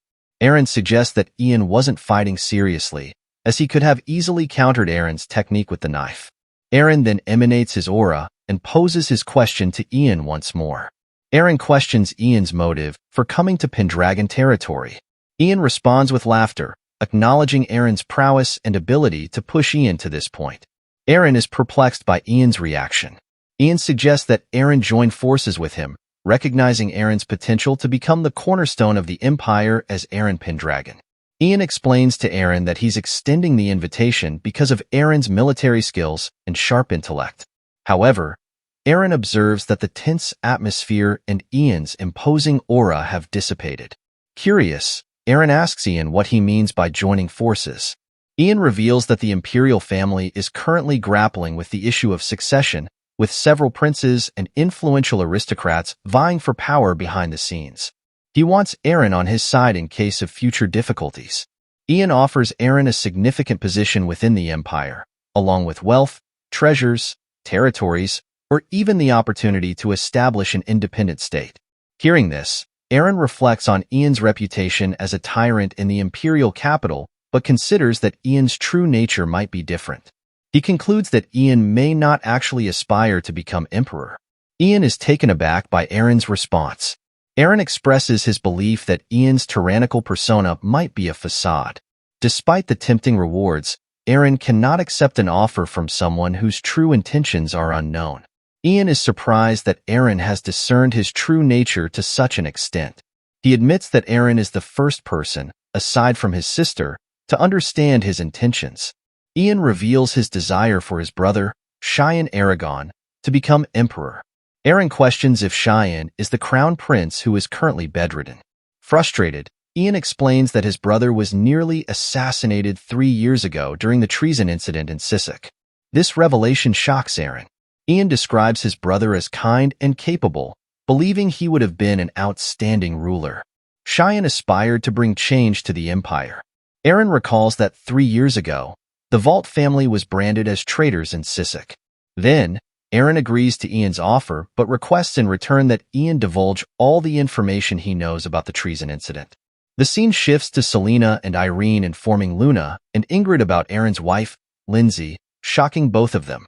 Returning to Eren and Ian, Ian discloses everything he knows about the treason incident in Sisek. Eren recalls that during that time, he was aspiring to become a knight and was entrusted with a letter to deliver to the lords of Sisek, but there was a hidden agenda behind it. Ian poses the question of who could be the mastermind behind the treason. Eren speculates if there's another prince vying for the emperor's throne. Ian acknowledges the possibility but explains that there are numerous princes and associated aristocrats, making it difficult for him to keep track of them all. Eren then inquires if Ian knows of any prince named Aim Jeffrey. Ian informs Eren that Aim Jeffrey is the child of a concubine, holding only the title of Viscount without any real power. Eren realizes that Jeffrey does exist, but is merely a Viscount without influence. He ponders how someone like Jeffrey could ascend to the throne in just a few years. Curious, Eren asks Ian about the lineage of Jeffrey's mother. Ian is surprised to reveal that she hails from Sisek and struggles to believe that Jeffrey could be involved in such matters. Eren reflects on Balthi's words about everything being interconnected. He then emits his dragon's aura, surprising Ian, who hadn't seen Eren use this power before. Ian wonders about Eren's true identity. Outside, Sol appears, startling Ian with his white dragon form. Sol transforms into human form and approaches Eren. Eren queries Sol about the situation, and Sol mentions sensing a powerful dragon aura. Ian, stunned by the sight of the white dragon in human form, smiles and decides to trust his instincts. Ian realizes that Eren is someone he can trust. Sol inquires if something is wrong, and Eren acknowledges that there have been some realizations. Eren proposes that Ian joins him and the others on their summer vacation. This surprises Ian. Eren explains that they will be traveling to the Silbul coast, near the outskirts of Sisek, where Eren plans to draw out their enemies. The scene unfolds in the bustling heart of Luz, the Empire's foremost commercial hub. Amidst the grandeur of the Chamber of Commerce and Industry, whispers permeate the air, weaving tales of intrigue and alliances. As the citizens of Luz gather, murmurs spread of the unexpected convergence of Pendragon House and the infamous Prince Ian, tyrant of the imperial city, upon the nearby shores of Silbul Coast. Speculation runs rife as to the purpose behind their unusual alliance. In the midst of the fervent discussion, a man leans in to confide to his companion the overwhelming pace of life in Luz. He recounts rumors of the recent arrival of the absolute monarch of the south, the formidable sea dragon King Orangus, whose majestic vessel docked in port mere days ago. His revelation elicits astonishment from his peers. With a knowing nod, the man elaborates on the potency of the Sea Dragon King's influence, particularly with the ferocious Viscula as its guardian dragon. It's whispered that Orangus wields a power that rivals even that of the Emperor, making it a formidable military force. Meanwhile, a figure named Vincent reassures his workers, assuring them that amidst the gathering of nobles, opportunities for their business to thrive will abound. Amidst this backdrop of intrigue and commerce, we catch glimpses of Karuto, Killian, and Isla traversing the labyrinthine streets of the city. Killian, perplexed by the sudden influx of activity, can't help but wonder what has turned Luz into such a bustling vacation destination. In a surprising turn of events, Killian finds himself taken aback by the unexpected appearance of Prince Ian alongside Eren. Karuto, however, dismisses the significance of their presence, instead focusing on the city's abundance of warriors. Eager for a challenge, Karuto expresses his anticipation for duels with these seasoned fighters. Suddenly, a group of orcs emerges into view, their brutish forms unmistakable to Killian's discerning eye.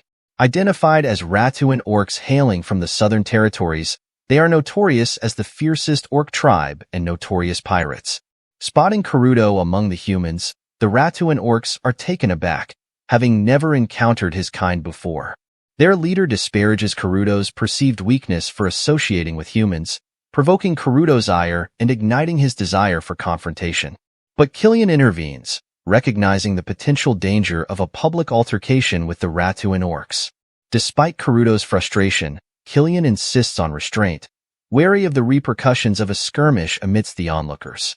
However, the Ratuan orcs persist in their disrespect, escalating tensions further. As Isla joins in, fueled by his own indignation, Killian feels the weight of responsibility settle heavily upon them. With two hot-headed companions to manage, Killian resolves to navigate the situation with caution and diplomacy, knowing that the delicate balance could easily tip into chaos. However, amidst the bustling commerce of the city, Killian can't shake the feeling of unease at the brazen presence of pirates openly wandering the streets. He senses that Luz, for all its outward prosperity, harbors secrets beneath its surface. The scene then shifts to the opulent residence of Governor Count Torio, where Count Segunda engages in conversation with Vincent. They discuss the unexpected arrival of Eren Pendragon, partner of the White Dragon, and Prince Ian Aragon, son of the Emperor, to the outskirts of Luz for vacation. Count Torio queries Vincent's thoughts on the matter, prompting Vincent to reveal that their visit extends beyond Luz to the Silbal coast of Sisek. Vincent speculates that Eren and Ian may be investigating the relationship between His Highness, Baron Allen, and Goffrey. If that's the case, Vincent suggests, Eren's involvement is likely tied to Ian's interests rather than any personal stake in Sisek affairs. Upon hearing Vincent's analysis, Count Torio concurs, acknowledging the absence of a direct connection between the Sisek affair and the Pendragon interests. He instructs Vincent to entrust the handling of this matter to a particular individual, the enigmatic figure who wields influence over both the pirates and the clandestine machinations of Luz, the Dark King. The scene transitions to the Pendragon residence, where Eren Pendragon sits in contemplation. Ian enters and joins him, and Eren wastes no time in divulging the true purpose behind their seemingly leisurely vacation, to unravel the mystery behind Cheyenne's assassination. Ian listens intently as Eren lays out his suspicions, mentioning the familial ties between Imperial Prince Jeffrey, Baroness Irlin, and Luz Governor Torio. Eren posits that if Governor Torio were indeed the mastermind, he would have made a move upon hearing of their presence in nearby Sisek, perhaps targeting Ian himself. Eren reassures Ian of his confidence in his resilience, knowing Ian to be a man of action rather than passivity. Ian, in turn, expresses his anticipation for the impending confrontation. As they strategize, Ian marvels at Eren's astuteness, pondering whether it's mere instinct or something deeper that drives him. Unbeknownst to Eren, Ian contemplates the depths of his partner's insight. The scene then shifts to a bustling restaurant in Luz. In a clandestine meeting, Vincent rendezvous with the Dragon King, their conversation shrouded in secrecy. The Dragon King inquires about the governor's directive, prompting Vincent to reveal the chilling order, to eliminate Eren and Ian. Upon hearing this, the Dragon King discerns Governor's deeper intentions, realizing his ambition extends to ensnaring the prince as well. Impressed by Vincent's composure and boldness, the Dragon King praises his demeanor, noting his fearlessness even in the presence of formidable beings like the Ratuan orcs and himself. The Dragon King expresses his admiration for strength, whether it resides in humans or orcs, relishing the prospect of a challenge. Vincent, undaunted, provides the Dragon King with pertinent details, including the upcoming invitation to the governor's residence in 3 days. With this information, the Dragon King exudes confidence, assured of his ability to dismantle Eren and Ian's plans. As their exchange continues, Vincent ventures a personal question, to which the Dragon King, intrigued, grants permission to ask. Vincent musters the courage to pose a question that has long lingered in his mind: whether the Dragon King is human. At the mere inquiry, the Dragon King's presence begins to radiate an overwhelming aura, stunning Vincent into silence. As Vincent reels from the sheer power emanating from the Dragon King, the enigmatic figure challenges him with a question of his own. Before Vincent can respond, he finds himself unexpectedly hoisted into the air, his world turned upside down. With a deft landing back on his feet, Vincent is astounded by his own agility, a feat that earns him praise from the Dragon King. In the wake of this display, the Dragon King turns his attention to the leader of the Ratuan orcs, issuing commands with a sense of anticipation. He reveals to the orc leader the prospect of facing a rare breed of orc in combat, igniting excitement within the ranks. With confidence, the Dragon King assures the orc leader that he will handle Eren Pendragon and Ian. Vincent, witnessing this display of power and authority, is struck by a realization. He is in the presence of a true monster. For the Dragon King is none other than Tolio Arangis, the second son of the head of one of the Empire's 5 great dukedoms. See Dragon King Arangis, a figure known as the King in the Shadows of Luz. A new day dawns upon Luz, heralding the arrival of an invitation from Governor Count Torio to a grand ball. Killian shares the news with the group, sparking excitement among them. Eren recognizes this as their long-awaited opportunity, while Ian silently acquiesces to Eren's plan, though harboring his own reservations. Meanwhile, Selena, Eren's mother, can't shake her unease at the mention of Count Torio's ball. Sensing her apprehension, Eren reassures her and insists she remain at the Pendragon residence for her safety. Selena, grateful for her son's concern, acquiesces and thanks him warmly. Eren then entrusts Duchess Selena to Sol, who promises to look after her.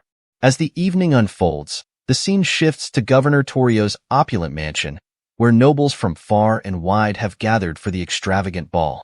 Eren arrives with his entourage, drawing the attention and admiration of all present. In a surprising turn, Karuto and Isla make their entrance, causing a stir among the nobles at the sight of an orc in their midst. Karuto, frustrated by the necessity of wearing armor, grapples with the discomfort of his attire amidst the grandeur of the occasion. Vincent strides into the scene, extending a warm welcome to the Pendragons and their companions. Making his way towards Eren, Vincent introduces himself as a knight in the service of Governor Segunda. Eren is taken aback by the intense aura emanating from Vincent's eyes, a telltale sign of a seasoned warrior. Intrigued by this revelation, Eren decides to observe Vincent further, sensing there's more to him than meets the eye. Vincent leads the group into the mansion, his steady pace and composed posture catching Ian's attention. Ian notes Vincent's unwavering demeanor, impressed by his poise amidst the bustling activity. As they enter the grand ballroom, Eren and his companions exchange pleasantries with the assembled nobility. Governor Torio steps forward, introducing himself as the ruler of Luz. Ian acknowledges their past acquaintance, noting the passing of 3 years and briefly mentioning the tumultuous events at the Imperial Castle. Count Torio extends his greetings to Princess Ingrid, further setting the stage for the evening's festivities. Count Torio extends his greetings to Irene before turning his attention to Eren Pendragon. Expressing his admiration, Count Torio acknowledges Eren's remarkable achievement in forming a pact with the White Dragon and commanding the loyalty of both orcs and griffins. He finds Eren's accomplishment truly astounding. However, Count Torio's curiosity shifts as he inquires about Duchess Selena's absence. Eren explains that Selena is unwell and resting at a separate villa. Count Torio offers to send his personal healers to attend to her, but Eren politely declines, citing potential complications in case of danger. Count Torio respects Eren's wishes and encourages him to enjoy the festivities without worry. Ian, ever vigilant, warns Eren to remain cautious, suspecting that Count Torio may have ulterior motives. Eren, intrigued, questions Ian about Knight Vincent's identity. Ian reveals that Vincent is Count Torio's most trusted knight, having distinguished himself since his arrival in Luz 2 years prior. Ian adds that there's speculation about Vincent handling all of Count Torio's affairs. Eren ponders the significance of Vincent's involvement in the Sisek incident. Despite their suspicions, Eren suggests they proceed with caution and adapt to the situation as it unfolds, maintaining their vigilance. Count Torio turns to Vincent, inquiring about his impressions of Eren Pendragon. Vincent recounts the moment Eren glimpsed his released aura but quickly looked away, interpreting it as a sign of fear. Count Torio dismisses Eren as just a youth in response. Vincent acknowledges Eren's companion as undoubtedly strong, though he admits he can't gauge the man's true strength without a fight.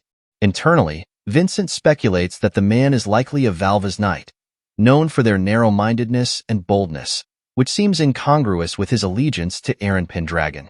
Count Torio entrusts Vincent with the knight's handling, while reinforcements deal with the remainder. He references the involvement of Tolio, the son of the Sea Dragon King, in handling Eren and Ian. Count Torio reminds Vincent of their previous encounter with Tolio.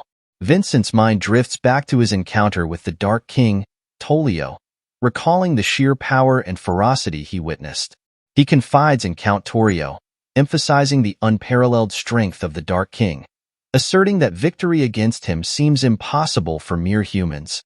Count Torio, reassured by Vincent's assessment, sees it as a sign that their plans will proceed smoothly. Acknowledging Vincent's cunning and fierceness, Count Torio hints at grander schemes to come. He promises Vincent a position of great honor once their current operation concludes successfully. Vincent humbly protests, feeling unworthy of such accolades, but Count Torio insists, citing his own detachment from the impending events. As tension mounts within the mansion, the tranquility is shattered by the sound of breaking glass. Eren and the others are startled as the window shatters, revealing the unexpected intrusion of Tolio and his orc companions. Panic grips the mansion as the pirates infiltrate its halls. Tolio swiftly dispatches any noble who dares to confront him, commanding the orcs to subdue the remaining guests. Observing Tolio's actions, Vincent assures Count Torio that Tolio's ruthless efficiency will divert suspicion away from them. With a nod of agreement, Vincent prepares to execute his own part of the plan. Meanwhile, Luna, Irene, Lindsay, and Ingrid scramble up the stairs, only to find Tolio blocking their path like an ominous wall. The sight of the imposing figure leaves them stunned. Tolio locks eyes with Luna, declaring his intent to eliminate her first. But before he can strike, Eren steps forward, intercepting Tolio's blow with his sword. Relief washes over Lindsay and Irene as they witness Eren's intervention. Eren inquires after Luna's well-being, to which Luna responds with gratitude for his protection.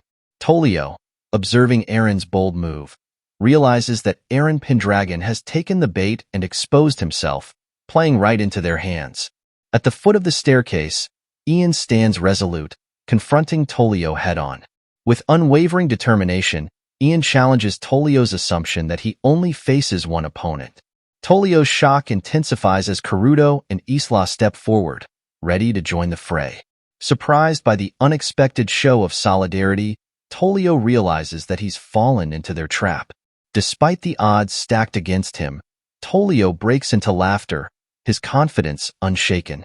Asserting his dominance, Tolio scoffs at the notion of facing multiple opponents, confident in his unrivaled strength and skill. Tolio, feeling the weight of 4 adversaries pressing down on him, calmly assesses the situation. He confides in Eren that the group is a tad cumbersome, prompting him to strategize. With a surge of mana coursing through him, he clenches his fists tightly and delivers a decisive blow to the very foundation beneath them.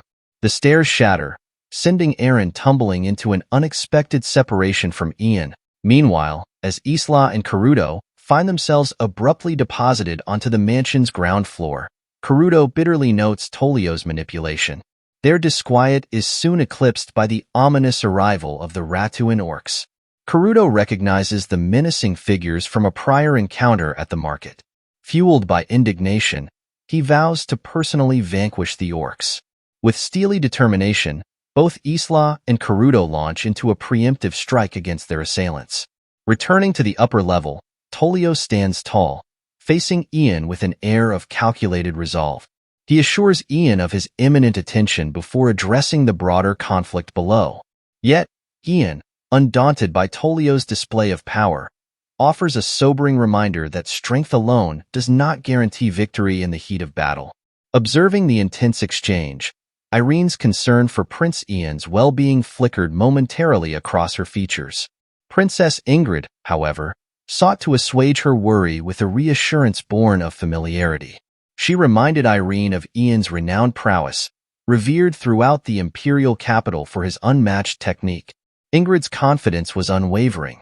She had never witnessed Ian falter in combat. Ian wasted no time in demonstrating his mettle, launching a relentless strike against Tolio. Each strike carried the weight of his determination, yet Tolio met his onslaught with formidable defense.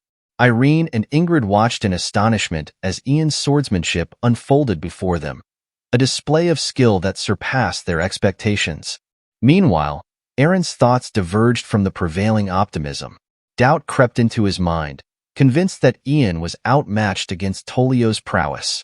Amidst the clash of steel, Ian found himself in a peculiar state of detachment.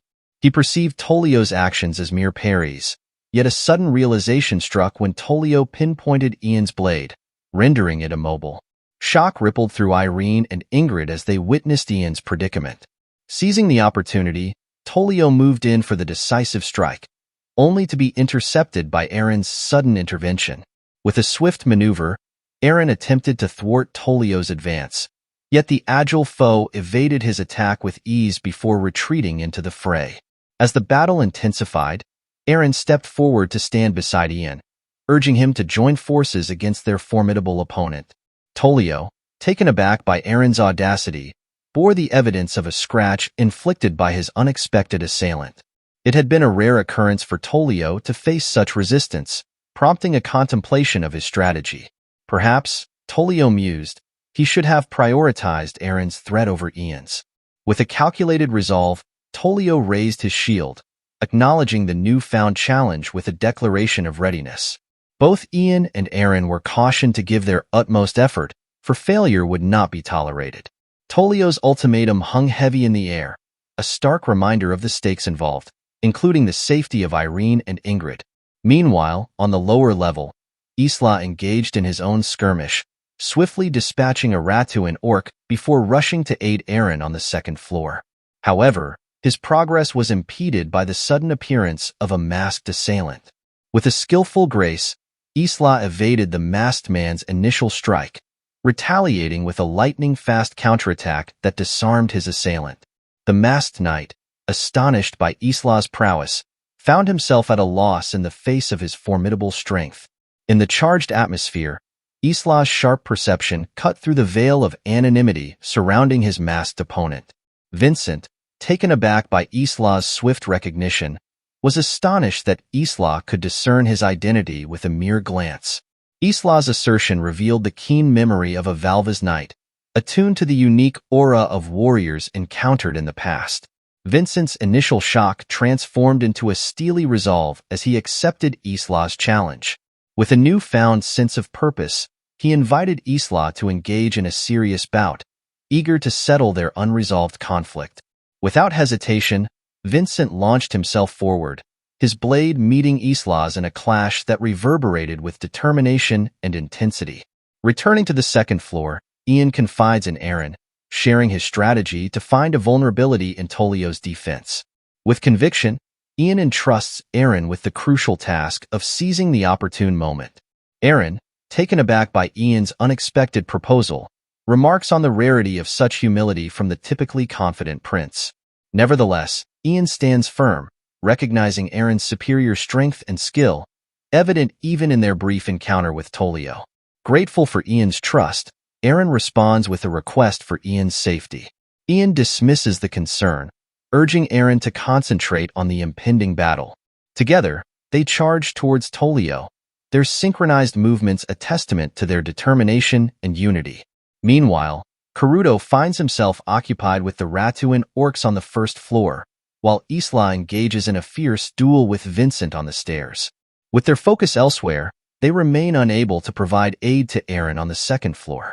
As Isla launches an attack against Vincent, the masked man showcases impressive agility, evading Isla's strike. In a swift countermove, Vincent retaliates with equal intensity. As tension mounted, Isla swiftly sidestepped Vincent's strike by dropping low to the ground. Capitalizing on the moment, Isla launched a counterattack from the crouched position. Yet, with astonishing agility, Vincent leaped into the air, narrowly avoiding Isla's strike and landing gracefully on the stairs.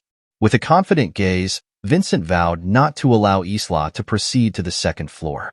Meanwhile, on the second floor, Eren intercepted Tolio's strike with his swords. Sensing an opening, Ian moved to engage Tolio, but his strike was deflected by Tolio's shield. Now facing both Ian and Eren, Tolio taunted Eren, suggesting that their combined efforts were insufficient. Undeterred, Ian and Eren pressed forward, launching a coordinated attack. However, to their astonishment, Tolio effortlessly evaded their strikes, showcasing remarkable agility despite his imposing stature. Ian noted Tolio's surprising speed, recognizing the formidable challenge they faced. As Tolio moved to strike from behind Ian attempted to block the attack, but his sword shattered upon impact. With a smirk, Tolio declared Ian the first to fall. Turning his attention to Eren, Tolio prepared to face the next challenger. In a swift move, Ian seizes Tolio's arm, halting his impending strike towards Eren. With urgency in his voice, Ian commands Eren to capitalize on the opening. Eren, recognizing the opportunity, moves in to strike at Tolio. However, Tolio releases his sword and, with astonishing strength, hurls Ian into the air, inadvertently colliding with Eren mid-attack. Before Eren can react, Tolio swiftly strikes at his arm with his sword, sending Eren crashing into the wall. Ian, momentarily distracted by Eren's plight, finds himself vulnerable as Tolio swiftly strikes, sending him hurtling into a nearby table. Irene and Ingrid watch in shock as the two warriors are overpowered. From the stairs, Isla, witnessing Eren's downfall, is momentarily stunned. Vincent, seizing the opportunity, strikes at Isla, leaving a scratch on his face. With a stern tone, Vincent admonishes Isla for his distraction, igniting frustration within him. Meanwhile, on the second floor, Tolio relishes in his triumph, having successfully incapacitated both Eren and Ian. As Tolio looms menacingly, the women shrink back in fear, apprehensive of his formidable presence. However, to Tolio's surprise, Eren rises to his feet despite his injuries. Tolio is baffled by the resilience displayed by this mere mortal, doubting anyone's ability to withstand a direct blow from him. With a grave expression, Eren acknowledges Tolio's prowess in both skill and strength, conceding that Tolio appears to have no discernible weaknesses. Yet, with unwavering determination, Eren asserts that he has faced opponents of Tolio's caliber in the past. Tolio, intrigued, queries Eren about his claims, but Eren cryptically dismisses the notion, convinced that Tolio wouldn't comprehend the depths of his experiences. In his thoughts, Eren reflects on Tolio's strength, acknowledging it as formidable but ultimately pale in comparison to the adversary he once vanquished, the merciless Troll King, who had terrorized countless lives. Eren reminisces about his previous life, where his victory over the Troll King bestowed upon him his current immortal form. Tolio, witnessing Eren's resilience despite his supposed injuries, is taken aback. The sight of Eren effortlessly moving his supposedly injured right arm only adds to Tolio's astonishment, leaving him questioning the true extent of Eren's capabilities. Meanwhile, Ingrid turns to Irene, questioning whether there's any truth to Eren's cryptic claims. Irene, shaking her head, assures Ingrid that such events have never transpired with her brother before. Lindsay suggests they may have misunderstood, but Luna senses a shift in Eren's demeanor, pondering over the possibility of something changing within him. Returning to the duel, Tolio jests with Eren, urging him not to try to appear impressive. With relentless determination, Tolio charges at Eren with full force. Yet, Eren evades Tolio's strike with astonishing agility, sidestepping the attack effortlessly. Tolio is taken aback by Eren's nimbleness, baffled by his ability to move so swiftly despite his apparent injuries. As Eren retaliates with a strike of his own, Tolio swiftly blocks the attack with his shield before pushing Eren back. Regaining his balance, Eren is startled to find Tolio steadily advancing towards him. Unable to discern the position of Tolio's sword, Hidden behind his shield, Eren prepares for an incoming strike. Anticipating Tolio's move, Eren predicts the attack from the front and swiftly dodges, narrowly avoiding Tolio's blade. Tolio launches a flurry of strikes at Eren, but to his astonishment, Eren effortlessly dodges each one. Tolio, taken aback by Eren's agility, is left bewildered by his opponent's prowess. Undeterred, Eren reminds Tolio of his earlier claim, that he has faced and defeated adversaries of Tolio's caliber in the past. In Eren's mind, he ponders the seamless coordination between Tolio's shield and sword, recognizing it as the hallmark technique of the Ratuan swordsmanship. Ratuan, once an ancient dwarven city perched upon the sea, fell to Orcish conquest decades ago, evolving into the largest orc kingdom in the empire. The orcs, blending the sturdy dwarven shields with their own throwing techniques, forged the formidable Ratuan technique. Eren draws a parallel between this technique and the one employed by Isla in a previous encounter, solidifying his suspicions. Considering Tolio's proficiency in both northern and southern martial arts, Eren speculates on Tolio's origins. He surmises that Tolio could either be a renowned warrior from the south or perhaps even an illegitimate child of a noble, born of both Orcish and human lineage.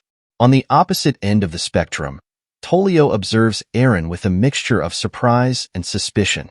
Eren's remarkable ability to regenerate and his adept reaction to the Ratuan technique leaves Tolio perplexed. Tolio reflects on the devastation he wrought upon opponents using the Ratuan technique, swiftly overpowering them with its swift and devastating strikes.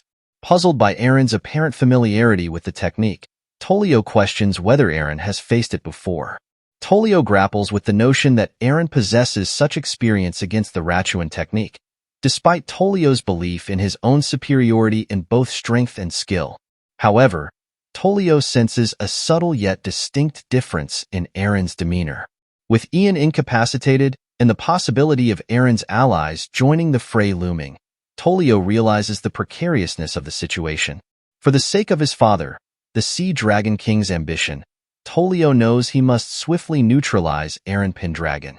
Turning his attention back to Eren, Tolio acknowledges Eren's proficiency in evasion with a wry comment. With deliberate intent, Tolio makes a beeline for Ian, prompting a shocked reaction from Eren as he watches Tolio's unexpected move towards his fallen comrade.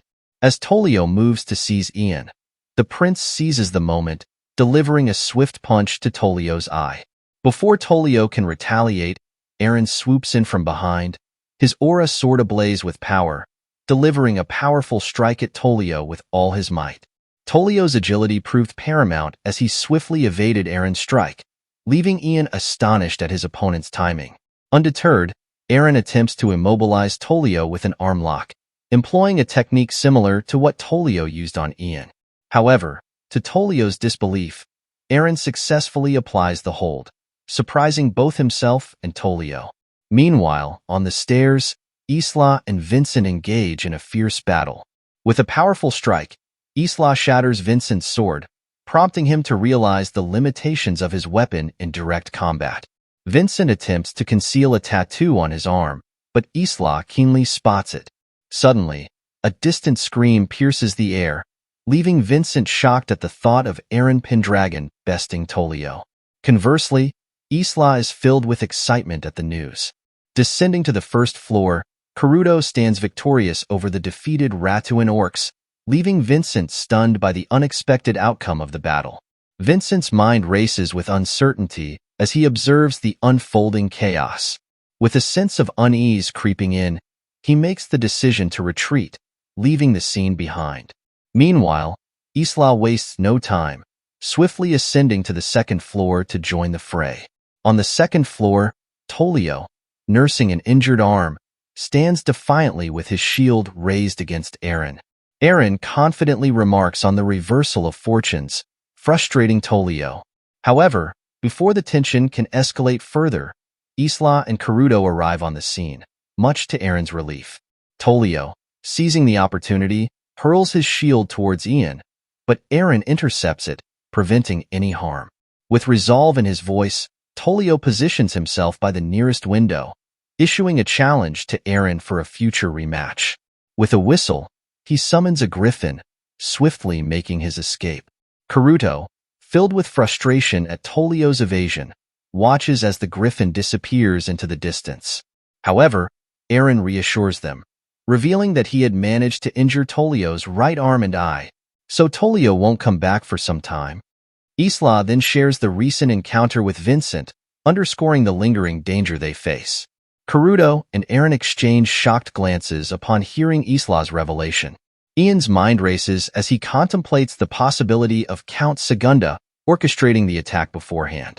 Eren acknowledges Ian's suspicion but cautions that it may not be enough to prove Count Segunda's involvement definitively.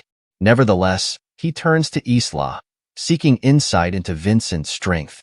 Isla recounts their battle, emphasizing Vincent's formidable skill and noting a distinctive tower tattoo on his shoulder, leaving Eren stunned by the revelation. Meanwhile, at the Pendragon residence, Lady Selena and Mina enjoy a peaceful moment until Lady Selena's gaze is drawn to the sky, where she spots orcs riding griffins approaching their home, filling her with shock and dread. In the forest, Tolio rides his griffin, only to be confronted by Count Segunda. Frustrated, Count Segunda admonishes Tolio for his failure to not only destroy his mansion, but also for his inability to eliminate their targets. Tolio confronts Count Segunda, revealing the extent of the injuries inflicted upon Ian. With a calculated demeanor, Tolio announces his intention to utilize the witch doctor he brought from the south to complete their sinister plan. Count Segunda is taken aback by this unexpected turn of events as Tolio lays out the details of their scheme. Tolio explains that the orcs sent to kidnap Lady Selena, Eren's mother, are accompanied by the witch doctor, whose expertise lies in brainwashing and elimination. Tolio asserts that had the witch doctor been present at the mansion, dealing with Eren and Ian would have been a simple task. Count Segunda's fear grows as he realizes the magnitude of Tolio's actions. Suddenly, without warning, Tolio strikes Count Segunda, injuring his leg. Tolio justifies the action as a precautionary measure to divert suspicion away from Count Segunda. With his task accomplished, Tolio departs from the scene. Meanwhile, at the Pendragon residence, Soldrake griffins engage in a fierce battle with the invading orcs and their mounts. On the battlefield, Killian and the other Pendragon forces engage the invading orcs with impressive skill and coordination. Observing Killian's prowess, the Free Knights are in awe of his abilities. Killian himself acknowledges the effectiveness of the Crutal strength-enhancing spell, finding it both potent and sustainable. Meanwhile, Crutal has cast an enhancing spell on both the Griffins and the Pendragon forces, boosting their combat capabilities. In the depths of the forest, two knights observe the ongoing battle through a crystal sphere. The witch doctor, accompanying them, explains that the Pendragon force's success is attributed to the strengthening spell. The witch doctor confidently asserts that while there may be a master-level magician among the Pendragon forces, they pale in comparison to his own strength. The knights are stunned by the aura exuded by the witch doctor as he speaks. Using the crystal sphere, the witch doctor locates Lady Selena's position and devises a plan to capitalize on the distraction caused by the pirates to execute her kidnapping. In a tense moment, Lady Selena, accompanied by Mina, Kazal, and Tata, huddles fearfully in a room, seeking refuge from the chaos outside. Suddenly, to Lady Selena's astonishment, the thick metal door before them begins to melt away, revealing the imposing figure of the witch doctor accompanied by a few knights. With a commanding presence, the witch doctor instructs Lady Selena to step forward and accompany them. Showing courage in the face of danger, Lady Selena complies, urging the witch doctor to spare the others from harm. Using his magical ropes, the witch doctor binds Lady Selena, preparing to take her away. However, just as the knights move to escort Lady Selena, Sol emerges from the shadows with lightning speed, dispatching the knights with a single strike. The witch doctor is left dumbfounded by Sol's sudden intervention, recognizing her as something other than human. With gems adorning her forehead and wings sprouting from her back, Sol conjures a radiant sword from thin air, confirming the witch doctor's suspicions that she is the legendary White Dragon. Before the witch doctor can react, Sol swiftly incapacitates him with another decisive blow, ensuring Lady Selena's safety.